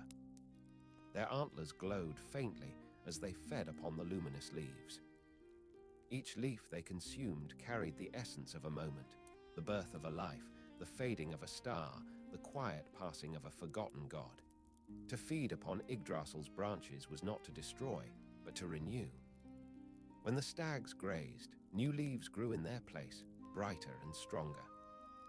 In this endless act of feeding and regrowth, the balance of life found its rhythm. Their movement marked the passing of unseen time. Each step was a season, each breath a year.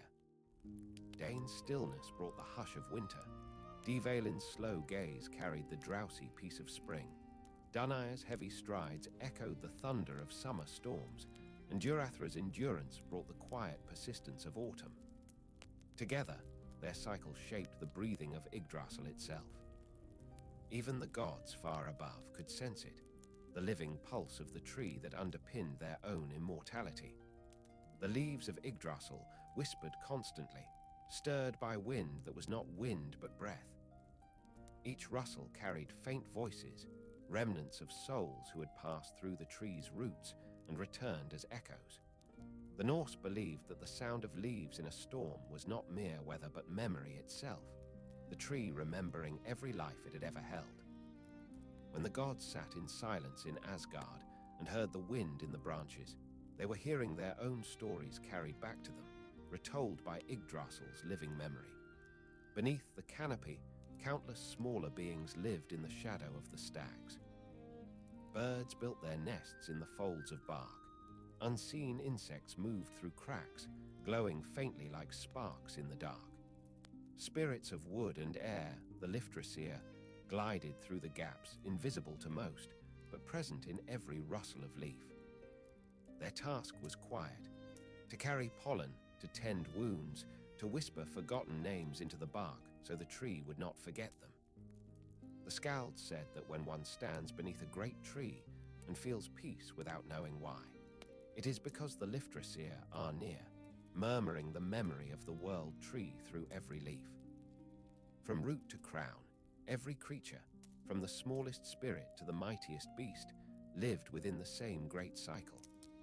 They were bound not by command but by harmony, by the shared rhythm that flowed from the wells below to the heavens above. The eagle's silence balanced the dragon's hunger, the hawk's flight countered the squirrel's restless chatter, the stag's grazing answered the tree's ceaseless growth.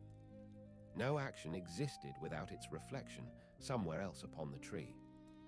Even decay had beauty, for every leaf that fell drifted downward through the realms until it reached the roots, where Nithhögg's breath and the water of Virgilmere turned it into nourishment once more. Thus the same leaf that once shaded the heavens became part of the rivers that sustained the underworld. Everything returned, nothing was wasted. The old poets taught that Yggdrasil was not merely the world's structure but its breath, an endless inhalation and exhalation that carried all beings in its rhythm. The creatures that lived upon it were not symbols of good or evil but reflections of necessity. Through their constant motion, they taught that life could not exist without tension, that creation required destruction, and that even the smallest act, the bite of a root, the flutter of a wing, the fall of a leaf, sustained the cosmos. When night came to the world tree, it was not darkness but balance. The eagle folded its wings, the stags rested, the squirrel nestled within the bark, and deep below, the dragon paused its gnawing for the briefest breath. The wells shimmered faintly beneath the roots, feeding the silence with light. Yggdrasil stood between them all, the quiet center of a world that never stopped breathing. And in that eternal breath, the pulse of root and branch, the hum of life and decay, the 9 realms found their peace. For as long as the creatures endured, Yggdrasil would stand, carrying the weight of existence within its living wood, and whispering forever the song of all that was, is, and will be. At the heart of existence, Yggdrasil's vast branches stretched outward and downward, holding within its reach the 9 realms, the great divisions of all being. Each realm was distinct yet connected, bound by the roots and limbs of the world tree. The Norse did not see the cosmos as a single line between heaven and earth, but as a living circle, a vast organism of light and shadow, growth and decay. Through Yggdrasil's living veins, power and spirit flowed endlessly, linking gods, giants, mortals, and spirits into one breath. High above, among the uppermost boughs where the air shimmered like dawnlight, lay Asgard, the realm of the gods. Its golden halls gleamed against the endless sky, their towers woven with light and metal. This was the home of the Aesir, Odin the Allfather, Frigg the Wise, Thor the Thunderer, and the many gods who guarded the order of the worlds. From their fortress, they watched over creation, not as distant rulers but as stewards of balance. The bridge bifrost, a shimmering arc of flame and mist, stretched from their gates down toward Midgard below, a living pathway of light connecting heaven and earth. The air of Asgard was alive with music, the ringing of hammers, the echo of distant feasts, and the murmur of prophecy from Odin's ravens. Yet even here, in the most sacred realm, shadows lingered, for the gods knew that no hall, no light, no triumph could escape fate. Every feast in Valhalla carried a whisper of the final battle to come, Ragnarok, the destined ending. Still, they celebrated, for joy itself was their defiance against time. Beneath the branches where Asgard floated, midway between heaven and earth, lay Midgard, the realm of men. It was the green heart of Yggdrasil, surrounded by the great ocean that encircled all lands. Here the air was thick with breath and sound, the crackle of fire, the rush of rivers, the songs of life and death interwoven. Midgard was both fragile and fierce, home to beings bound by mortality, yet capable of creation that even gods envied. The Norse saw Midgard not as lesser than Asgard, but as its reflection.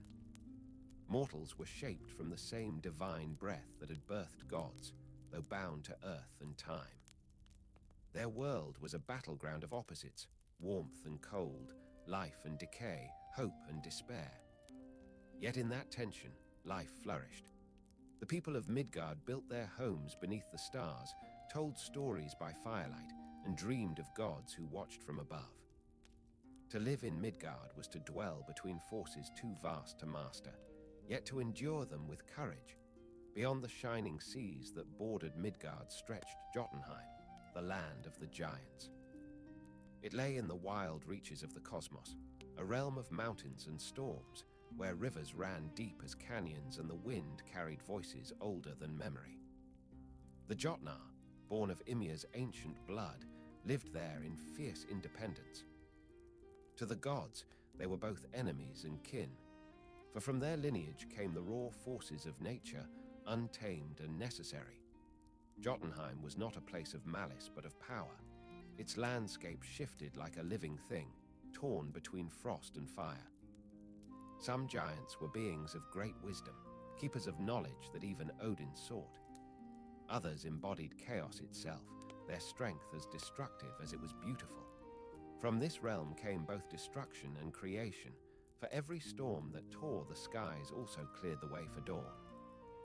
The boundary between Asgard and Jotunheim was guarded, but the exchange between them never ceased, for no creation can live without its shadow. To the west of the human world, bathed in soft and golden light, lay Vanaheim, the home of the Vanir gods. Unlike the Aesir, the Vanir were not warriors but nurturers, spirits of fertility, nature, and foresight. Their realm was one of rivers and fertile fields, of orchards that glowed under endless twilight. The Vanir were said to be as old as the earth itself, wise in the ways of growth and renewal. Long ago, the Aesir and Vanir had gone to war, a battle that shook the foundations of Yggdrasil. Yet the war ended not in ruin, but in truce, sealed by exchange. Njord, Freyr, and Freyja came to Asgard as symbols of peace, bridging two ways of being, the will to rule and the will to nurture. Since then, Vanaheim had remained a realm of quiet strength, a reminder that harmony is born not from victory, but from understanding. Its rivers still carried the scent of peace, flowing through the roots of the world tree into every living thing. Northward and deeper into shadow, beyond the reach of sunlight, lay Helheim, the realm of the Light Elves. It shimmered like a dream just beneath Asgard, its meadows bright with eternal dawn. The elves were beings of radiant grace, neither gods nor mortals, but something in between. The first breath of beauty made visible. They tended to the natural order, ensuring that light reached the roots of every growing thing. To see Helheim was to glimpse purity untouched by war or greed. Its rivers glowed like liquid silver. Its trees sang when the wind passed through their leaves. The elves were silent keepers of life's finer harmonies, the balance between grace and strength, between presence and absence. Though rarely seen by mortals, they were felt in every moment of beauty, every spark of inspiration that stirred the heart toward creation. Yet not all who dwelled beneath Yggdrasil's branches lived in light.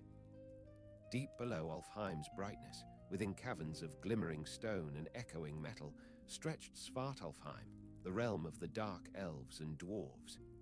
Here, light became shadow, and shadow gave birth to form. It was a place of endless craft and transformation. The dwarves were the smiths of the gods, creators of artifacts that held the power of the cosmos, Mjolnir, Gungnir, Draupnir, and countless others. The air of Svartalfheim was heavy with the scent of fire and metal. Sparks glowed like tiny stars within the darkness as forges burned without ceasing. Though they shunned the sun, the dwarves were not creatures of evil. They were artisans of necessity. They worked not for glory but for purpose, turning raw matter into meaning. The Norse said that every tool, every weapon, every work of art carried a trace of Svartalfheim's fire within it, a reminder that creation is born from the meeting of darkness and light. The 9 realms were not separated by walls or space, but by essence. They were layers of reality, each flowing into the next like the currents of a vast sea. The gods, the giants, the mortals, the elves, and all other beings were bound by Yggdrasil's unseen threads. What one realm suffered, all felt. When Nithherga gnawed the roots, even Asgard trembled. When a leaf fell from the highest branch, its echo reached the deepest shadow. In this vast, breathing world, balance was not perfection, it was endurance. The 9 realms existed not to remain still, but to move together, each rise and fall feeding the next. Through fire and frost, through life and death, Yggdrasil held them, and the creatures who lived within its embrace gave it voice. For as long as the tree stood, the realms would remain. And though each held its own gods, its own light, its own darkness, all were threads of the same great pattern, the living, breathing tapestry of existence. Beneath the middle realms where men and gods walked, Yggdrasil's roots descended into places where light dimmed and the air grew heavy with silence. There, among the hidden reaches of the world tree, lay the lower worlds, realms of shadow, mystery, and endurance. Though less sung of by poets, these places were as vital as the shining heavens above. For what grows without darkness? What breathes without stillness?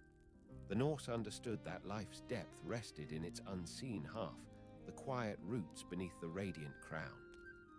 The first of these depths was Niflheim, the world of frost and mist.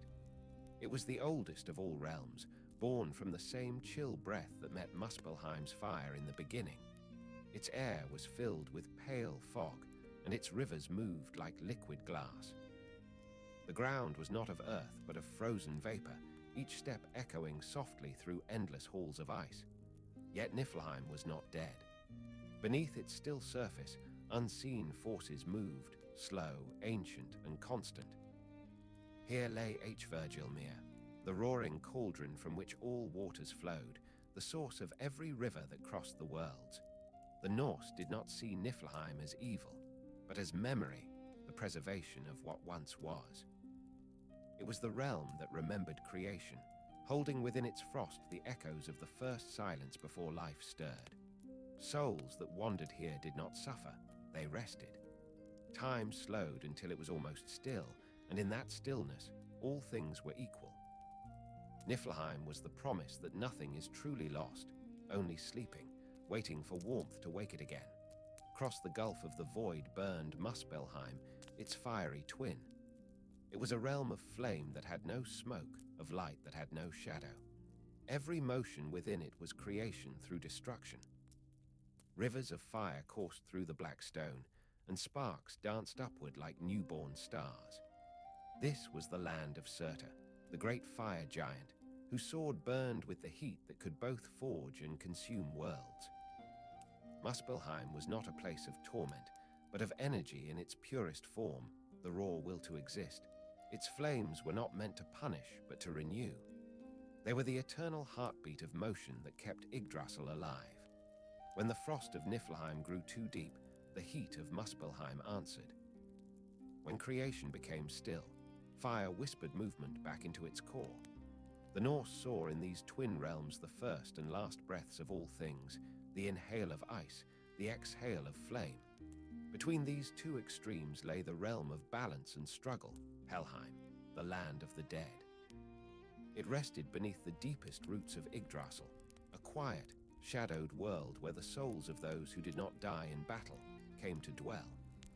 Its gates were guarded by the great hound Garma, and beyond them stretched plains of grey light and still air. At its center stood the Hall of Hel, daughter of Loki, half living, half dead, who ruled with calm authority over those who had crossed from life into silence. Helheim was not a place of punishment, but of reflection. The souls who arrived there were neither damned nor blessed, they simply were. The Norse believed that in death, the noise of the world faded, and what remained was truth, the quiet essence of one's being. The food there was pale but sustaining, the rivers clear but slow. Life had ended, but existence continued. Even here, beneath all realms, Yggdrasil's roots pulsed faintly with sap, feeding life through the very soil of death. In the great middle layers of the cosmos, between the divine heights and shadowed depths, lay the remaining worlds, Jotunheim, Midgard, and Vanaheim. Though already known in name, their deeper bonds were revealed through Yggdrasil's living network. Midgard was the heart, the steady pulse of all realms, while Jotunheim and Vanaheim stood as its counterweights, one of chaos and one of harmony. Together, they formed the balance that kept existence stable. But there were realms more subtle, woven like light between the larger worlds, Alfheim and Svartalfheim, the lands of light and shadow.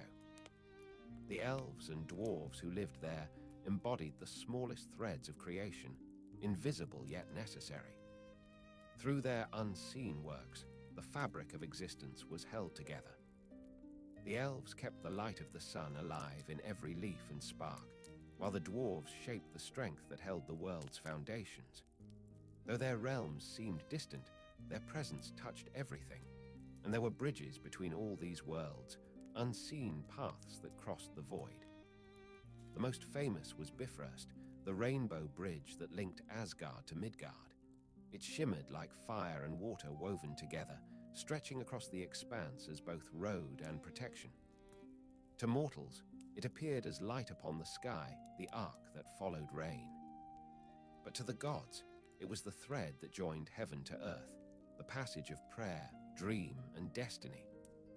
Every soul that looked upon the rainbow, knowingly or not, glimpsed the bridge that bound all life together. Yggdrasil's roots and branches made travel between the realms possible, though not easily. The gods used Bifrost, the elves traveled upon beams of dawnlight, and the spirits of the dead drifted along rivers that flowed from the wells. The giants crossed through storms, and the dwarves tunneled through earth and metal. Every realm had its path, every being its way of returning to the tree. Though vast beyond measure, the 9 worlds were never truly apart. At the very center of all, where branches met roots and the air hummed with the pulse of every realm, Yggdrasil stood in silent strength. Its trunk held the cosmos in perfect tension, light against shadow, fire against frost, life against death. The gods themselves often came to its base, not to command, but to listen. For within the rustle of its leaves, they heard the voice of the universe, not speech, but the harmony of all realms breathing together. The poets of the Old North said that the 9 worlds were not places in the sky or beneath the earth, but states of being. Asgard was wisdom, Midgard was will, Helheim was acceptance, Muspelheim was passion, and Niflheim was patience. Each realm lived within every creature, each a reflection of the balance that sustained creation. To walk between them was to live, to die, and to be reborn endlessly, like the tree itself. When the wind passed through Yggdrasil, it was said to carry whispers from each world, the song of the elves, the thunder of giants, the prayers of men, and the sigh of the dead. All sounds merged into one, the hum of existence, neither joyful nor mournful, but eternal. Thus the 9 realms endured, separate yet one, fragile yet infinite.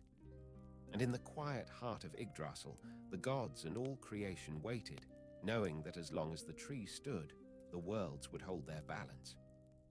But even trees must one day tremble, for the song of the cosmos is not one of stillness, but of change. The eagle in the crown watched. The dragon below stirred. The squirrel's claws whispered along the bark. Between them, the 9 realms breathed together, a universe alive, aware, and waiting for the next turning of its endless cycle. Time in the Norse cosmos did not flow like a river but pulsed like breath, expanding, contracting, repeating, and remembering. At the center of this endless rhythm stood Yggdrasil, the world tree, whose branches and roots reached into every realm, whose sap carried the pulse of eternity itself.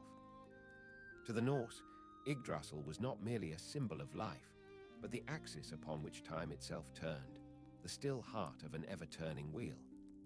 The old skald spoke of time as a circle, a song that played forever in cycles of creation and ending. Yggdrasil's roots drank from the past, its trunk held the present, and its branches reached toward futures yet unseen. Every droplet of sap that flowed through its veins carried memory, not just of what had been, but of what would come. Fate, wisdom, and destiny were not separate forces, but parts of its living system, circulating endlessly through bark and leaf. At the base of its roots lay the 3 great wells, each bound to a different face of time. The first was the Well of Erd, the fountain of fate. Here, the Norns, Erd, Verdandi, and Skuld gathered each dawn to water the tree and weave the strands of destiny. Erd's hand shaped what had been, Verdandi tended what was becoming, and Skuld guarded what had yet to unfold. The waters they drew were not of simple water, but of memory, shining, heavy, and alive with meaning. They carved runes into the bark, marking events that echoed through all 9 realms. Each droplet that fell upon Yggdrasil's roots strengthened its life, but also carried prophecy. The Norns did not create fate, they revealed it, shaping nothing that had not already been written into the tree's essence. For to the Norse, even the gods were branches of Yggdrasil, expressions of the same eternal pattern. Odin himself came to the Well of Erd in search of knowledge, offering his eye for a single glimpse into its depths. What he saw was not a sequence of events, but the shape of all things, the great spiral of becoming, where every birth carried its end, and every death sowed a new beginning. Beneath another root, deeper still, rested Mimir's well, the spring of wisdom. There the waters reflected not destiny, but understanding, the memory of the cosmos itself. Mimir, the wise guardian, drank from its depths and kept counsel even after his body was gone, for wisdom does not fade with form. His well was fed by Yggdrasil's roots, and through it, the gods drew the strength to govern their realms. Odin came here often, not to command, but to remember what even gods could forget, that knowledge without humility becomes blindness. From Mimir's well rose the vision that shaped the ages. Through it, Odin saw the rise and fall of empires, the cycles of frost and flame, the shadows that would one day consume the light. Yet even as he saw his own end, he did not turn away. For the Norse did not fear fate, they honored it. To know that the world would end was not despair, it was meaning. It gave weight to every act, every promise, every word. The third well, Virgilmere, lay far to the north, beneath the root that reached into Niflheim. Its waters were the source of all rivers, the physical current of time that nourished all life.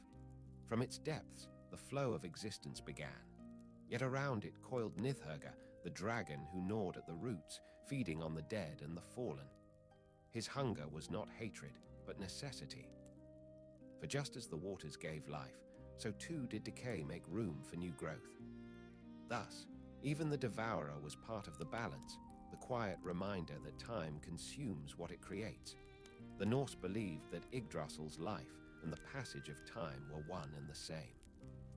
Each moment, each heartbeat of the cosmos passed through its veins like sap through living wood. When the tree trembled, the world shifted. When it shed a leaf, an age ended. Its health determined the order of creation. When its branches flourished, the realms thrived.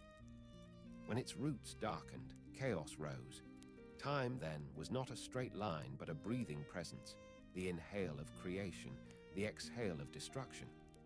The gods themselves were aware of this rhythm, though they could not escape it. Even Odin, who hung upon Yggdrasil for 9 days and nights in search of the runes, knew that his wisdom would not save him from the turning of the ages.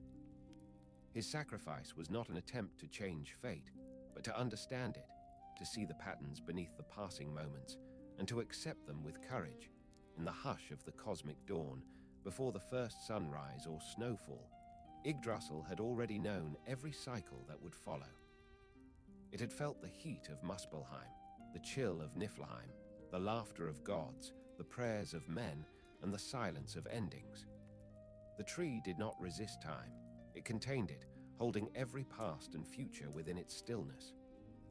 Its bark was the record of existence, and its leaves were the dreams of what had not yet come to pass.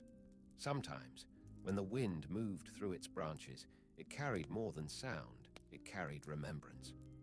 The gods would hear echoes of things long past or yet to be. Thor might hear the thunder of battles not yet fought. Frigg might feel the tears of loss still waiting in the folds of time.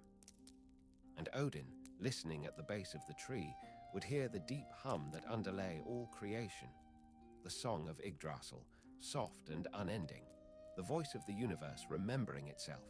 To mortals, the movement of time felt like distance, a road from youth to age, from hope to memory. But to the gods, it was a spiral, returning always to itself. The same stars that shone upon the birth of the world would one day witness its fall. The same sap that nourished Yggdrasil in the beginning would feed its rebirth after Ragnarok. Nothing was ever truly lost, only transformed. The runes, carved upon Yggdrasil's bark by Odin's sacrifice, were the symbols of this eternal cycle, letters that held more than words, carrying forces that bound the visible and the unseen. Each rune was a key to a truth about existence. That strength is born from endurance, that wisdom requires sacrifice, and that death is not the end, but the opening of another door. The Norns, Mimir, the wells, the dragon, and the tree, all were part of the same great harmony. Together they formed the machinery of fate, not as a prison, but as music. Each note played in its time, echoing through the 9 realms, shaping gods and mortals alike. And so, when the wind stirs the branches and the leaves tremble, it is not just weather. It is prophecy, the whisper of what has already been written, rippling through eternity. Yggdrasil does not speak in words, but in seasons, in births and deaths, in the rhythm of existence itself. The gods listen, and the worlds turn. And time, like sap, continues to flow, always forward, always returning, always within the same endless song. Time moved not in silence, but in the subtle pulse of Yggdrasil's being. The world tree did not count hours or measure days. It simply breathed, and through its breath the cosmos unfolded. The gods, the giants and mortals all lived within that breath, their lives rising and falling like the seasons that brushed the bark of eternity. To them, the passing of time was a journey. To Yggdrasil, it was a heartbeat. Each ripple in its roots carried the weight of past choices, and each trembling of its leaves carried whispers of what had yet to be. In its stillness, all directions existed at once. The Norse believed that this was why true prophecy could only come from those who had touched the wells, because the waters there did not show visions in sequence, but in layers. To see the future was to see every moment intertwined, each decision echoing through others like the rings within the trunk of a tree. Odin understood this more deeply than any god. His sacrifice upon Yggdrasil had not been for glory or power, but for comprehension. For 9 nights he hung upon the tree, pierced and alone, neither alive nor dead. The wind that moved through the branches whispered to him the truths that no mortal ear could bear. From that suffering he drew the runes, symbols that did not command fate, but revealed its patterns. When he descended, he carried the wisdom that all things return, that endings and beginnings are mirrors of one another, and that knowledge is only earned through surrender. Yggdrasil itself bore the marks of his quest. Where his blood had fallen, the bark had darkened, and from that place, the runes had spread, faint symbols etched into its trunk, glowing when the wind moved through them. These runes were not mere signs but living forces, shaping the rhythm of the worlds. They carried meaning beyond speech: endurance, balance, sacrifice, growth. The Norns, who tended the roots, touched them daily as they watered the tree, tracing their shapes in the light that glowed beneath their fingers. The Norns knew that prophecy was not a warning but a rhythm. What they saw in the Well of Erd was not fate as men understood it, not fixed, not cruel, but part of a larger song. The waters reflected all things as one continuous motion: the rise of empires, the fall of gods, the quiet blooming of flowers between storms. To the Norns, there was no tragedy, no triumph, only harmony. Their weaving was not an act of control but of understanding, to keep the strands from tangling, to let the melody of existence continue without pause. Yet even within this balance, the shadow of Ragnarok stirred, the final cycle that would one day unmake and renew all things. Yggdrasil knew of it. It had always known. The tree's branches trembled sometimes, even when no wind stirred. The gods felt it in their dreams, a subtle unease, like the pressure before a storm. The roots groaned softly, as if remembering what was still to come. The fire of Surtur rising from Muspelheim, the frost of Niflheim breaking its silence, the clash of gods and giants that would burn the world to ash. The Norse did not see this ending as despair. To them, even destruction was part of the great design. When the flames of Ragnarok consumed the realms, Yggdrasil would endure. It would burn and wither, but not die. Beneath its scorched bark, the sap of renewal would continue to flow. From its ashes would rise a new world, green and quiet, watered by the same wells that had fed it from the beginning.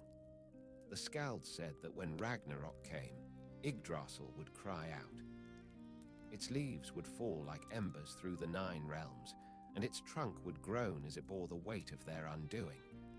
Yet in its sorrow, there would be peace, for the tree would remember that this too was part of the song, the long exhale before the breath returns. When the fire faded and the ash cooled, a new sun would rise. From beneath Yggdrasil's roots, life would awaken again, not as before, but reborn. The wells would fill with clear water, the Norns would return to weave once more, and new gods would walk beneath the branches. Time would continue, not as repetition, but as renewal. For even prophecy, when fulfilled, begins again. In the quiet moments before this renewal, the world tree would dream. It would remember the voices of the gods who once sat beneath it, the laughter of mortals who worshipped it, the songs of the Skalds who spoke its name. It would remember Odin's sacrifice, Thor's thunder, and the whisper of leaves that once shaded Midgard.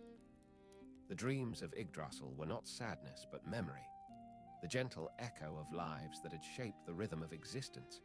Even as the gods perished, the roots of Yggdrasil would stretch deeper into the void, finding new wells, new worlds, new beginnings. Its branches would reach beyond the sky into the space where stars are born. For the Norse believed that the universe itself was not an empty expanse, but the canopy of the tree, infinite, alive, and filled with the breath of time. Prophecy, then, was not a story of doom, but a reminder of balance. It told the gods what they already knew, that nothing endures forever, and that nothing truly ends. The leaves that fall become the soil for new growth. The stars that fade feed the birth of new light. Even the silence after the last sound carries the seed of another song. In this way, Yggdrasil was both witness and participant. It did not stand apart from creation, it was creation. Every event, every life, every moment passed through it.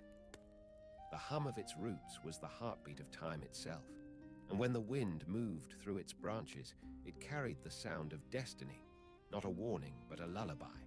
The gods, who once sought to defy fate, came to understand its gentleness. Odin, who had looked into the well of Erd and seen the world's end, did not despair. He saw instead the beauty of completion, the circle returning to itself. To live was to serve the pattern. To die was to feed its growth. Thus even gods bowed not to fear, but to peace. In the stillness after prophecy, Yggdrasil would remain, its roots deep in memory, its branches high in promise. The wells would glimmer, the leaves would sigh, and the song of time would begin once more. And somewhere within that vast, eternal rhythm, a single leaf would tremble, the first sign of a new world ready to wake. In the world of the ancient Norse, the sacred was not distant. It was not confined to temples or idols, nor hidden beyond the clouds. It lived in every tree, stone, and breath of wind. Among these living symbols, none stood higher or deeper in meaning than Yggdrasil, the world tree. It was not merely a myth, but a mirror of belief, a living image of how the Norse saw existence itself, layered, interwoven, enduring. Every life, from god to man to creature, was a branch upon its endless crown. Long before the written sagas, when stories passed from tongue to tongue beside fires in the snow, the people of the north looked to the forests and felt the pulse of the divine. The ash tree, tall and patient, became the heart of this reverence. Its roots sank deep into unseen soil, its trunk stood firm against winter winds, and its crown reached into the heavens, an image of connection between all realms. The Norse called such trees Herga, sacred places of worship in living form. Yggdrasil was the greatest of them all, the unseen axis around which both gods and mortals turned. The belief was not of worshipping the tree itself, but what it represented, the living link between all that is, all that was, and all that will ever be. When they looked upon great trees, the Norse saw the same strength that held the worlds together. Each branch was a path to the divine. Each root was a memory of origins. And within the sap that moved through the wood, they sensed the same current that flowed through their own lives, the breath of creation that connected them to gods and ancestors alike. Sacred groves were the first temples. There, amid the quiet rustle of leaves, the Norse people gathered to speak with the divine. Offerings were made not in marble halls, but beneath canopies of living green. The wind that moved through the branches was believed to carry prayers upward, and the falling leaves were signs that the gods had listened. In some places, trees were hung with small tokens, bits of carved wood, woven threads, or animal bones, left as gifts for the spirits that dwelled within. Each region had its own sacred tree, yet all were reflections of Yggdrasil. In Uppsala, it was said that a great evergreen stood beside a deep spring, its roots reaching into the waters of the underworld. Sacrifices were made there, not only of offerings but of devotion, a symbolic giving of life back to the source. The waters beneath the tree were said never to freeze, even in the coldest winters, for they were warmed by the pulse of the world itself. The people who came there did not see the tree as separate from their lives. They were part of it, as its sap was part of the earth. To the Norse, the act of worship was an act of alignment. To stand beneath a tree was to place oneself within the world's order. The vertical form of Yggdrasil was more than physical. It represented harmony. The roots belonged to the underworld, the trunk to the mortal world, and the branches to the heavens. Between them flowed the same life force, reminding every soul that nothing existed in isolation. The gods were not above humanity, but woven into the same pattern. Rituals performed near sacred trees often followed this pattern of unity. Offerings were placed at the roots, representing the underworld and the ancestors. Fires were lit beside the trunk, symbolizing life in the mortal realm. And prayers were spoken upward into the air, for the branches above reached the realm of gods and stars. Through these acts, the Norse honored the balance between life and death, earth and sky, past and future, the same balance that Yggdrasil held in silence since the first dawn. The farmers who planted their fields in spring would sometimes place a branch from a sacred ash at the edge of their land. It was believed that the spirit of Yggdrasil would watch over the crops, protecting them from storm and blight. Hunters and travelers carried small carvings of the tree's form, etched into bone or wood, as protection against misfortune. The image of Yggdrasil was not ornamental. It was a reminder that even in distance, they remained bound to the great whole. In rites of birth, a branch or twig was often placed near the newborn, representing the life force of the tree, the promise that the child's fate was now written into the tapestry of the cosmos. In death, bodies were sometimes buried near trees, or wooden markers carved with roots and branches were placed above the grave. The idea was not of ending but of returning to the roots of Yggdrasil, where all life began. The cycle of nourishment and decay mirrored the mythic balance. What the tree absorbed through its roots, it returned through its leaves. The Norse saw in Yggdrasil the reflection of their own way of life.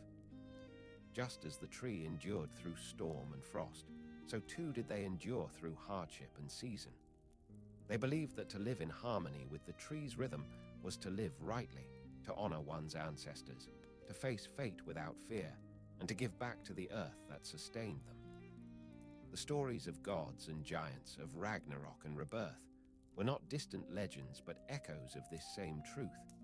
Even in battle, the symbol of Yggdrasil appeared, not as an emblem of conquest but of fate. Warriors believed that their lives were like leaves upon the tree. They would fall when their time came, yet their essence would feed the roots of the world. Death was not an ending but a returning, an offering to the cycle that never ceased. In their songs, they spoke of dying beneath the ash, a phrase that meant both the battlefield and the cosmic tree itself. The ash tree, strong and supple, held a central place in Norse understanding. Its wood was used for weapons, for fire, for carving runes, acts both sacred and practical. To carve runes into ash wood was to speak directly to the essence of Yggdrasil, to draw upon the living strength of creation. The sound of the carving, the breath that formed the words, the rhythm of the blade through grain, all were forms of worship. In their simplest acts, the Norse people reaffirmed what their myths declared, that the divine was not elsewhere, but here, in the forests, in the water, in the wind that whispered through the trees. To them, Yggdrasil was not a distant symbol of the heavens, but the structure within which they lived each moment. When they spoke of the tree trembling at the onset of Ragnarok, they did not imagine destruction far away, but within themselves. For when the world ended, it would be the same sap, the same roots, that would carry life forward again. The faith of the Norse was rooted in endurance, and Yggdrasil was its perfect image, ever living, ever suffering, yet never broken. To stand beneath a sacred tree was to stand within that eternal truth, that everything changes, and yet nothing is ever lost. Through each ritual, through each offering and prayer, the people reaffirmed their place in the great pattern. They were not separate from gods or from nature. They were branches of the same vast tree, drinking from the same deep wells, destined one day to return to the roots that had given them breath. The sacred ash stood in every heart that still remembered. In the ancient North, the people did not need written scripture to understand their place in the world. Their faith lived through symbols, spoken stories, and acts woven into the rhythm of daily life. Among all their sacred signs, Yggdrasil was the one that quietly united everything. The seen and unseen, the living and the remembered, the divine and the mortal. It was not an idea to be worshipped, but a truth to be lived. The world itself was shaped in its image. Villages were built near groves, where tall ash and oak trees reached toward the sky like pillars of creation. These groves were not only centers of worship, but meeting places where life and belief intertwined. Beneath their branches, people made oaths, settled disputes, and performed rites that tied their fates to the greater harmony of the cosmos. The tree, always present, bore silent witness. To the Norse mind, every act was an offering if done with awareness. When they felled a tree, they first spoke a word of respect. When they lit a fire, they knew they were awakening Muspelheim's echo, the ancient flame from which all warmth began. When they dug the soil, they remembered Niflheim's cold breath that gave weight and strength to the earth. To live was to act within the body of Yggdrasil, to acknowledge that every gesture, even small, was part of a larger rhythm that stretched far beyond human reach. This awareness shaped their rituals. There were no elaborate temples carved from stone in the earliest times. The temple was the land itself, the earth, the water, the sky, and the tree that stood between them. In sacred ceremonies, they gathered beneath branches draped in cloth and offerings, the air thick with the scent of pine and smoke. Fires flickered against the bark, casting dancing shadows that looked to their eyes like spirits moving in answer. Priests, known as Gothar, tended these groves, but their role was not to stand between the people and the divine. They were keepers of rhythm, ensuring that offerings were made in balance, for giving and taking were equal acts beneath the tree. The offerings themselves varied. A bowl of mead poured into the roots, a carved figure hung from the branches, a simple whisper carried upward in prayer. What mattered was not the gift, but the reverence, the recognition that all things given would one day return. The changing of seasons was marked through Yggdrasil's image as well. During the long winters, when the earth slept beneath snow, people spoke of the roots drawing deep, gathering strength from the wells of the underworld. When spring arrived and the first buds appeared, it was said that the branches of Yggdrasil had awakened, and through them, life flowed again into the world. This belief gave rhythm to time itself, every season a reflection of the tree's slow breathing, every life a leaf within its crown. In these cycles, birth and death were seen not as opposites, but as companions. At birth, the child's fate was said to be tied to Yggdrasil by invisible threads, threads spun by the Norns beneath the tree's roots. The people believed that when someone died, their spirit did not vanish but traveled along those same threads, descending through the roots to rest in the deep wells before being reborn. The afterlife, the underworld, and the heavens were all parts of the same tree, connected, continuous, eternal. This view gave strength to their courage. To die was not to fall away, but to return to the root from which all life grows. Even warriors understood this truth. Before battle, they stood beneath trees, laying their hands upon the bark, whispering to the unseen spirits within. They asked not for victory, but for remembrance, that their deeds would feed the great tree, that their names would move like sap through its endless veins. In this way, even death became sacred. Yggdrasil was also a compass in their understanding of the cosmos. Its roots reached into the deepest realms, and its crown held the stars. When they looked upward at night, the Norse saw the sky not as distant, but as the underside of its branches, glimmering with the light of other worlds. The constellations were not faraway fires, but fruits of the same tree, shining from the tips of eternity. The Milky Way, they said, was the dust of its leaves, a trail of divine breath scattered across the heavens. Every hearth was considered a smaller Yggdrasil, the center of family and life, where the flame represented the upper realms and the stones beneath symbolized the deep roots. Around it, they gathered to share food, to speak of ancestors, and to pass down stories that kept the world alive in memory. In this way, even the simplest acts of warmth and kinship reflected the structure of the cosmos. The people believed that Yggdrasil listened. When storms shook the forests or lightning split the air, it was said the tree trembled in sympathy with the realms. Each thunderclap was thought to echo through its branches, carrying the voice of Thor as he guarded the balance of the world. When quiet followed, the people gave thanks, for they knew that silence too was part of the song. Animals were sacred messengers of the tree's life. The stags that fed upon its leaves were seen as keepers of motion, the ever-turning of the seasons. The eagle that sat atop its highest branch represented wisdom watching over the 9 realms. Even the squirrel Ratatoska, who carried words between the crown and roots, was not dismissed as simple or mischievous. He symbolized the constant exchange between all things, the idea that no distance in the universe was ever truly apart. To live with this belief was to see meaning in everything.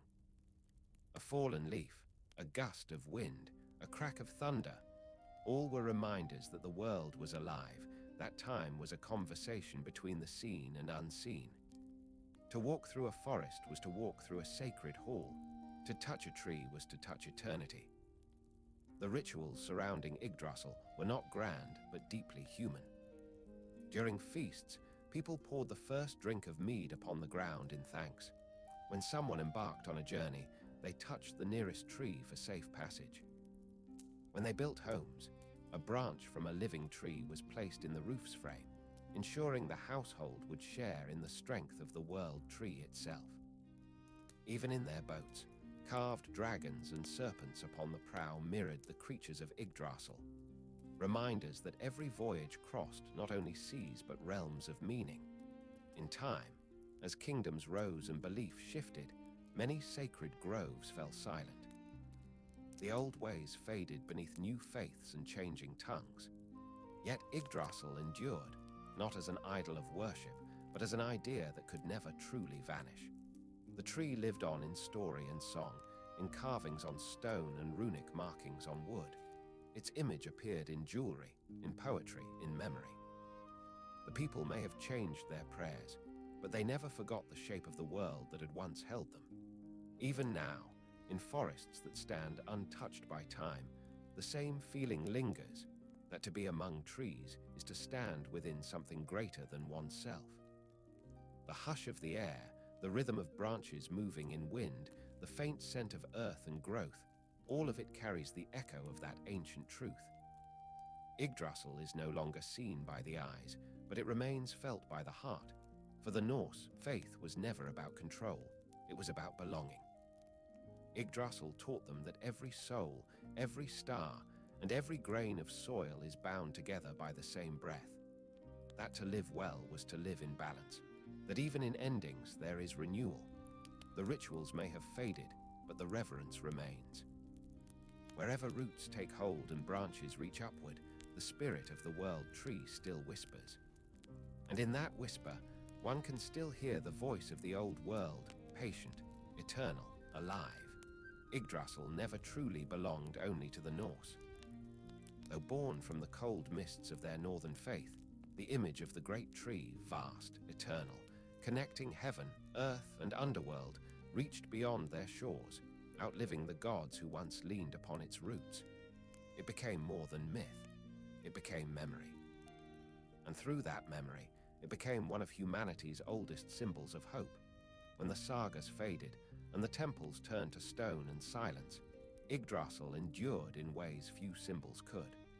Its image crossed borders and centuries, changing shape but never losing meaning. From the forests of Scandinavia to the monasteries of medieval Europe, from old rune stones to modern hearts, the world tree kept growing, unseen but alive, carried in language, art, and belief. The Old Norse saw Yggdrasil as the axis of all existence, but its essence, the idea of a cosmic tree that binds creation, appears in nearly every ancient culture. Long before ships carried stories across oceans, the same vision had already taken root in distant lands. The Mesopotamians spoke of a sacred tree in the center of the world, its branches stretching toward heaven, its roots deep in the waters of chaos. In ancient Persia, the Gayakarana tree stood as the source of life and healing.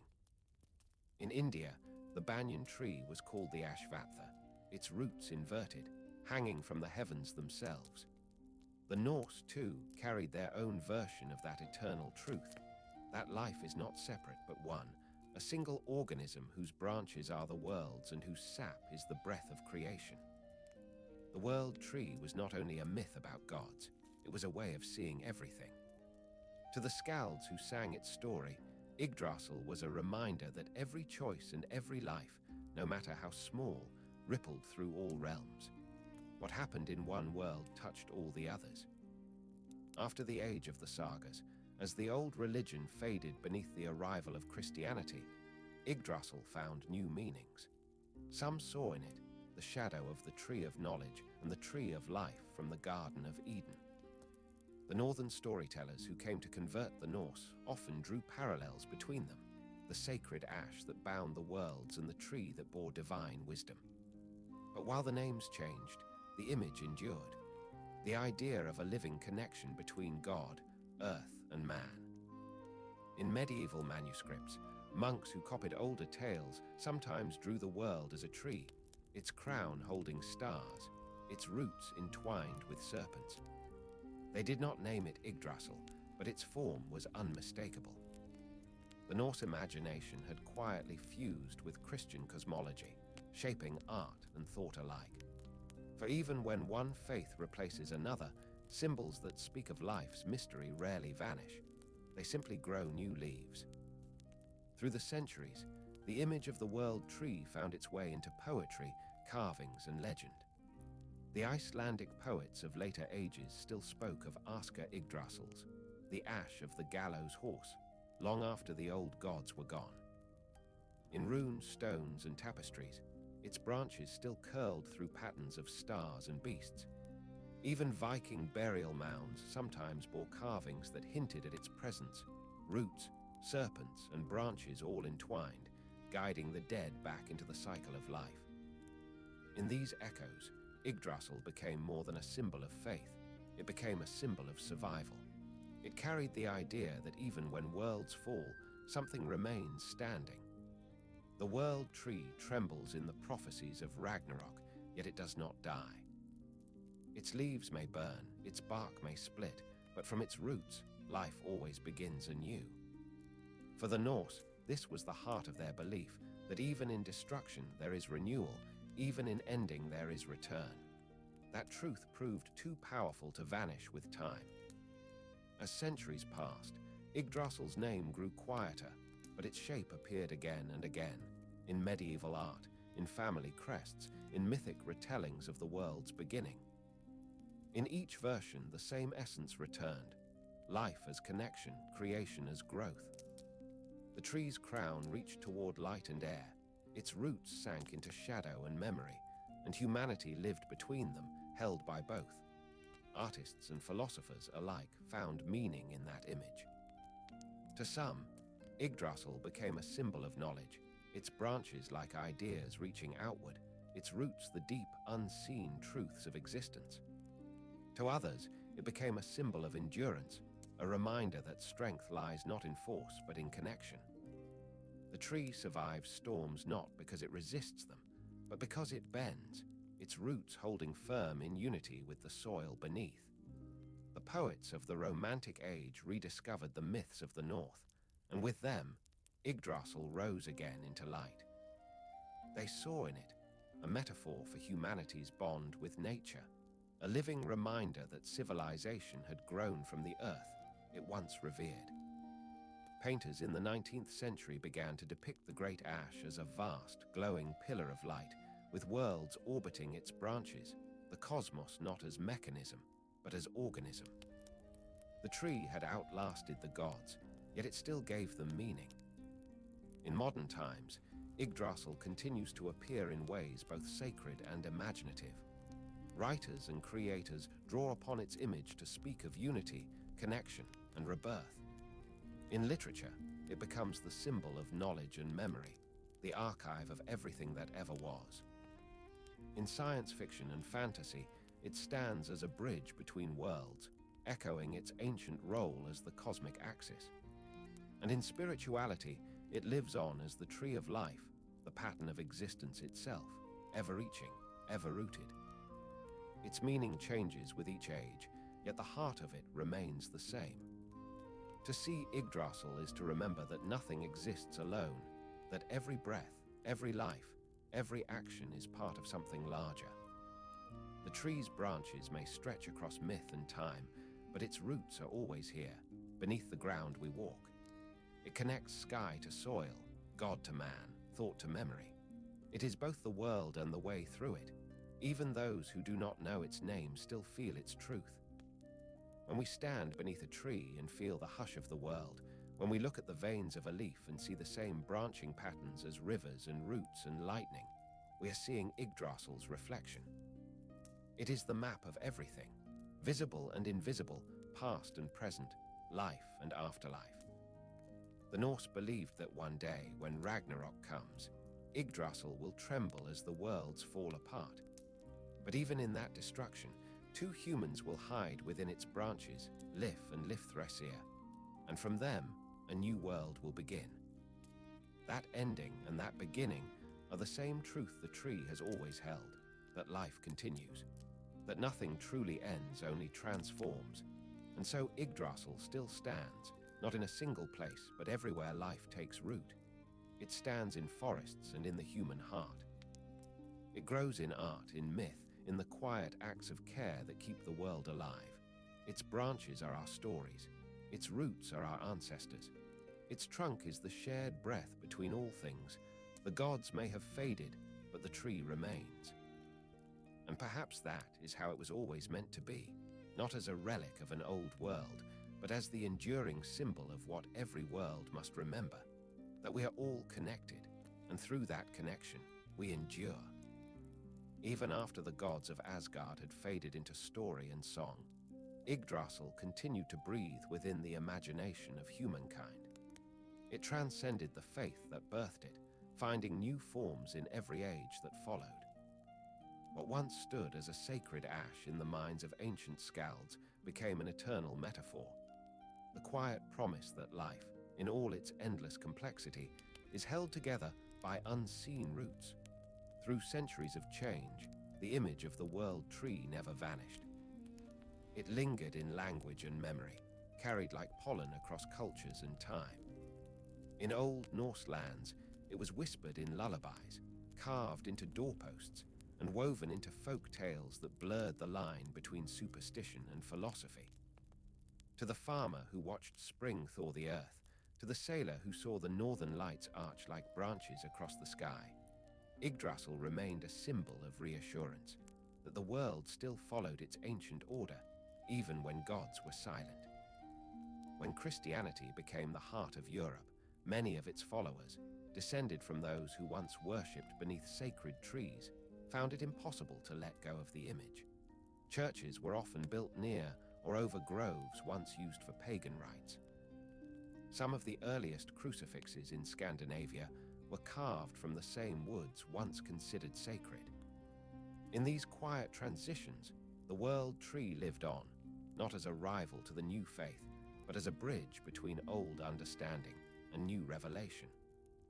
The cross itself, in the eyes of many converts, became another tree of life, a symbol of sacrifice, renewal, and divine connection between heaven and earth.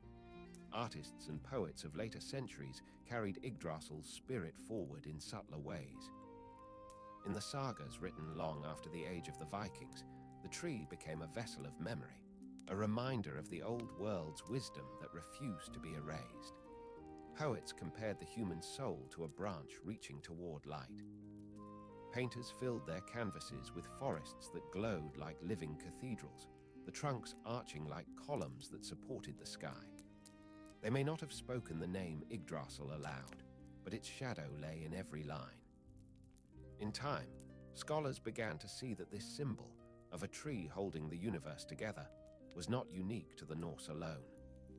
Across the world, the same vision appeared again and again, each culture shaping it in its own way. The Maya told of the ceiba, a tree whose roots reached the underworld and whose branches touched the heavens. In ancient Egypt, the sycamore of Nut gave birth to gods and shaded the souls of the dead. In Celtic belief, the Cran Bethad, the tree of life, stood at the heart of every village, its branches a sacred link between the mortal and the divine. It was as if humanity, separated by oceans and centuries, still dreamed of the same truth, that life is one vast, living thread, and every part of it depends on the other. For the Norse, Yggdrasil's endurance became its greatest lesson. The tree was never about conquest or perfection. It was about balance between fire and frost, birth and death, creation and decay. It did not seek to be eternal, it simply continued. Even when Nidhogg gnawed at its roots and the gods foresaw its trembling at Ragnarok, the tree endured. That was the wisdom at its heart. Life persists not because it is untouched, but because it endures through its wounds. Modern minds, centuries removed from the first telling, still find comfort in that truth. Scientists map the structure of galaxies and find in them the same branching forms that shape trees and veins. Artists paint the cosmos as a web of light that mirrors roots underground. Even in the digital age, where humanity builds its own networks of connection, the ancient pattern remains, the same interlacing of parts, the same living system of cause and effect. Yggdrasil has simply changed its form, finding new soil in modern thought. Writers have resurrected it in myths retold, in stories that bridge the old world and the new. In fantasy and fiction, it appears as a portal between worlds, a living symbol of destiny and rebirth. It grows in the stories of Tolkien's Middle-earth, in the universes of modern games and novels, in the art that tries to give shape to meaning. Yggdrasil endures not because it belongs to a religion, but because it belongs to humanity's imagination, to our longing to believe that everything connects, that every route leads somewhere, and that life, for all its mystery, makes sense in its design. To look at the world tree today is to see ourselves reflected in it. Its trunk holds the weight of the past, the memories, the traditions, the countless lives that came before. Its branches are the future, stretching outward, fragile yet full of potential. Its roots are the unseen truths, the things that nourish us even when forgotten. The tree is not just a symbol of the cosmos, it is the map of human existence. In a way, the Norse may have understood something that modern life often forgets, that to live well is to live rooted. To remember that strength comes not from isolation, but from belonging. Every branch depends on its roots, every leaf upon its stem, and the tree stands only because its parts are bound together in purpose. When they spoke of fate, of threads woven by the Norns beneath the tree's roots, they were speaking not of helplessness, but of harmony. Every life, no matter how small, adds to the pattern. There is a quiet wisdom in that, a lesson that has survived wars, empires, and ages. Yggdrasil teaches that creation and destruction are not opposites, but partners, that decay feeds new growth, and that endings are never truly final. When the gods fall and the tree shakes, new life already waits within its seeds. Even Ragnarok, the doom of all things, is not a full ending but a renewal. From the ashes of one world, another will rise, nourished by the roots of the old. Perhaps that is why the image still resonates. In a world that changes faster than memory can hold, the tree remains the symbol of continuity. It reminds us that while time moves forward, the essence of life remains the same: to grow, to connect, to endure.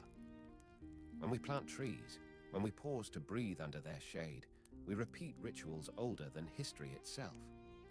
We join, for a moment, the same chain of reverence that once tied gods and mortals together. Even now, when people carve Yggdrasil into wood or wear its symbol as a pendant, they are not merely remembering myth. They are affirming something deeper, that they are part of something vast and living, something that extends beyond their own brief years. The pattern still holds. The branches still reach, the roots still drink, and the tree, as it always has, continues to grow. Yggdrasil's final lesson is one of quiet endurance, that existence, for all its storms and endings, never ceases to renew itself. Its leaves fall, but they return. Its branches tremble, but they rise again. Its roots, unseen but strong, hold everything together. It is both the memory of what was and the promise of what will be. And so the world tree stands not in one realm, not in one faith, but in every heart that still feels the pull of life toward light. It whispers the same truth it did in the beginning, that all things are connected, that even in darkness there is growth, and that nothing, not even the fall of gods, can silence the song of life that moves forever through its branches. for Yggdrasil still lives. And as long as there is breath, it always will. When the last fires of Ragnarok fade, when the clangor of gods and monsters falls silent across the hollowed sky, something still stands in the quiet. It is not a fortress or a weapon, not the echo of victory or defeat. It is a tree. Its branches, though scorched, still stretch upward. Its roots, though gnawed and cracked, still hold the shape of the earth. Yggdrasil, the world tree, endures. The myths say that it trembles before the world's end, its leaves falling like tears, its bark splitting as fire and frost tear at its heart. Yet even in that trembling, it does not collapse. For Yggdrasil was never a thing that lived apart from destruction. It was born in it, between Muspelheim's flame and Niflheim's ice, between death and renewal. The same forces that threaten to undo it are the ones that gave it life. And when the smoke clears, its roots still whisper beneath the soil, carrying the pulse of creation onward into the new dawn. From those roots, new life will rise. It always has. The poet spoke of two humans, Lif and Lifthrasia, sheltered within the branches, sleeping through the storm of the gods ending. When they awaken, they will find the world reborn, the rivers flowing once more, the sky clearing, the land greening again beneath their feet. And though they will not see the gods who once ruled the 9 realms, they will feel something familiar in the wind, in the hum of the earth, in the rhythm of their hearts. That quiet vibration will be Yggdrasil's breath, the same breath that once shaped worlds from mist. The Norse believed that time was not a straight path, but a circle. Creation, destruction, renewal, all were part of the same endless turning. Yggdrasil is that circle given form, a living bridge between what was and what will be. It dies and blooms with each age, its sap carrying memory, its bark holding the scars of eternity. Every age that comes after inherits its shade, whether they name it or not. And so even when the myths turn to dust, their pattern endures in silence, hidden in the structure of the living world. Perhaps that is the secret reason why the idea of the world tree survives, even now, in minds that no longer believe in Odin or Thor. We have changed our gods, our stories, our science, but not our longing for connection. Deep down, we still look for something that binds heaven and earth, something that reminds us that we belong to more than ourselves. In the rustle of leaves, in the sound of wind through branches, we still hear the faint echo of that ancient truth. The forests of the modern world may not know the name Yggdrasil, yet they still breathe its story. Each tree that stretches skyward repeats the same gesture: to rise, to seek the sun, to give shelter, to endure. When we plant one, we are imitating the old gods who shaped the world from chaos. When we sit beneath its shade, we are the descendants of those who once prayed in sacred groves. The cycle of reverence has never broken. It has only softened, becoming quieter, more personal, yet no less true. In the deep north, where frost still creeps over stone and mist drifts between pines, the myth seems almost visible. The air feels older there. The silence of snow echoes with memory, and the trees, black and ancient, look as though they could remember the time when gods walked among them.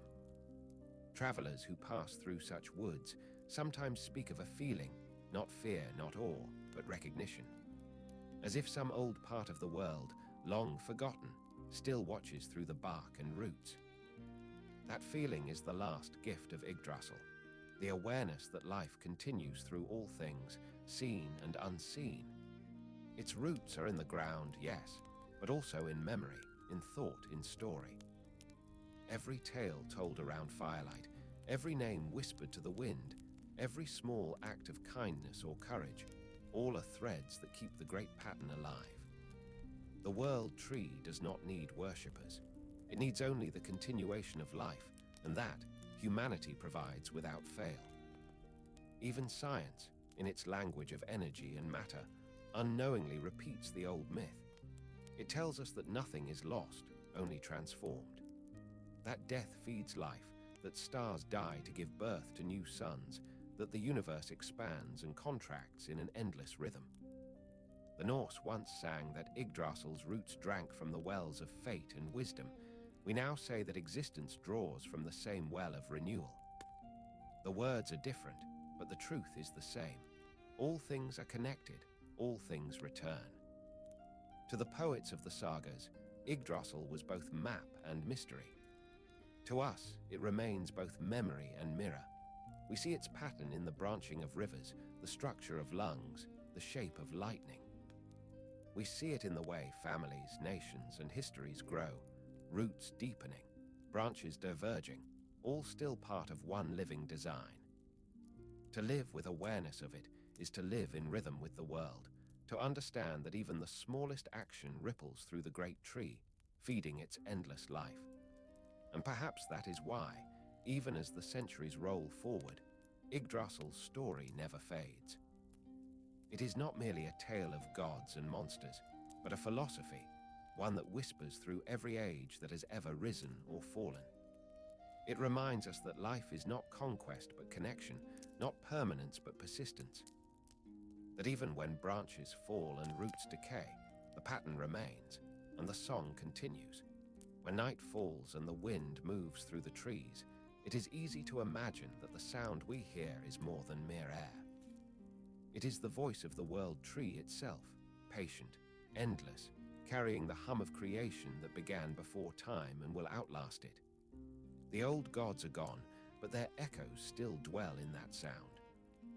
Their stories, like leaves, fall each season, yet their meaning returns, green and alive, in every spring of understanding.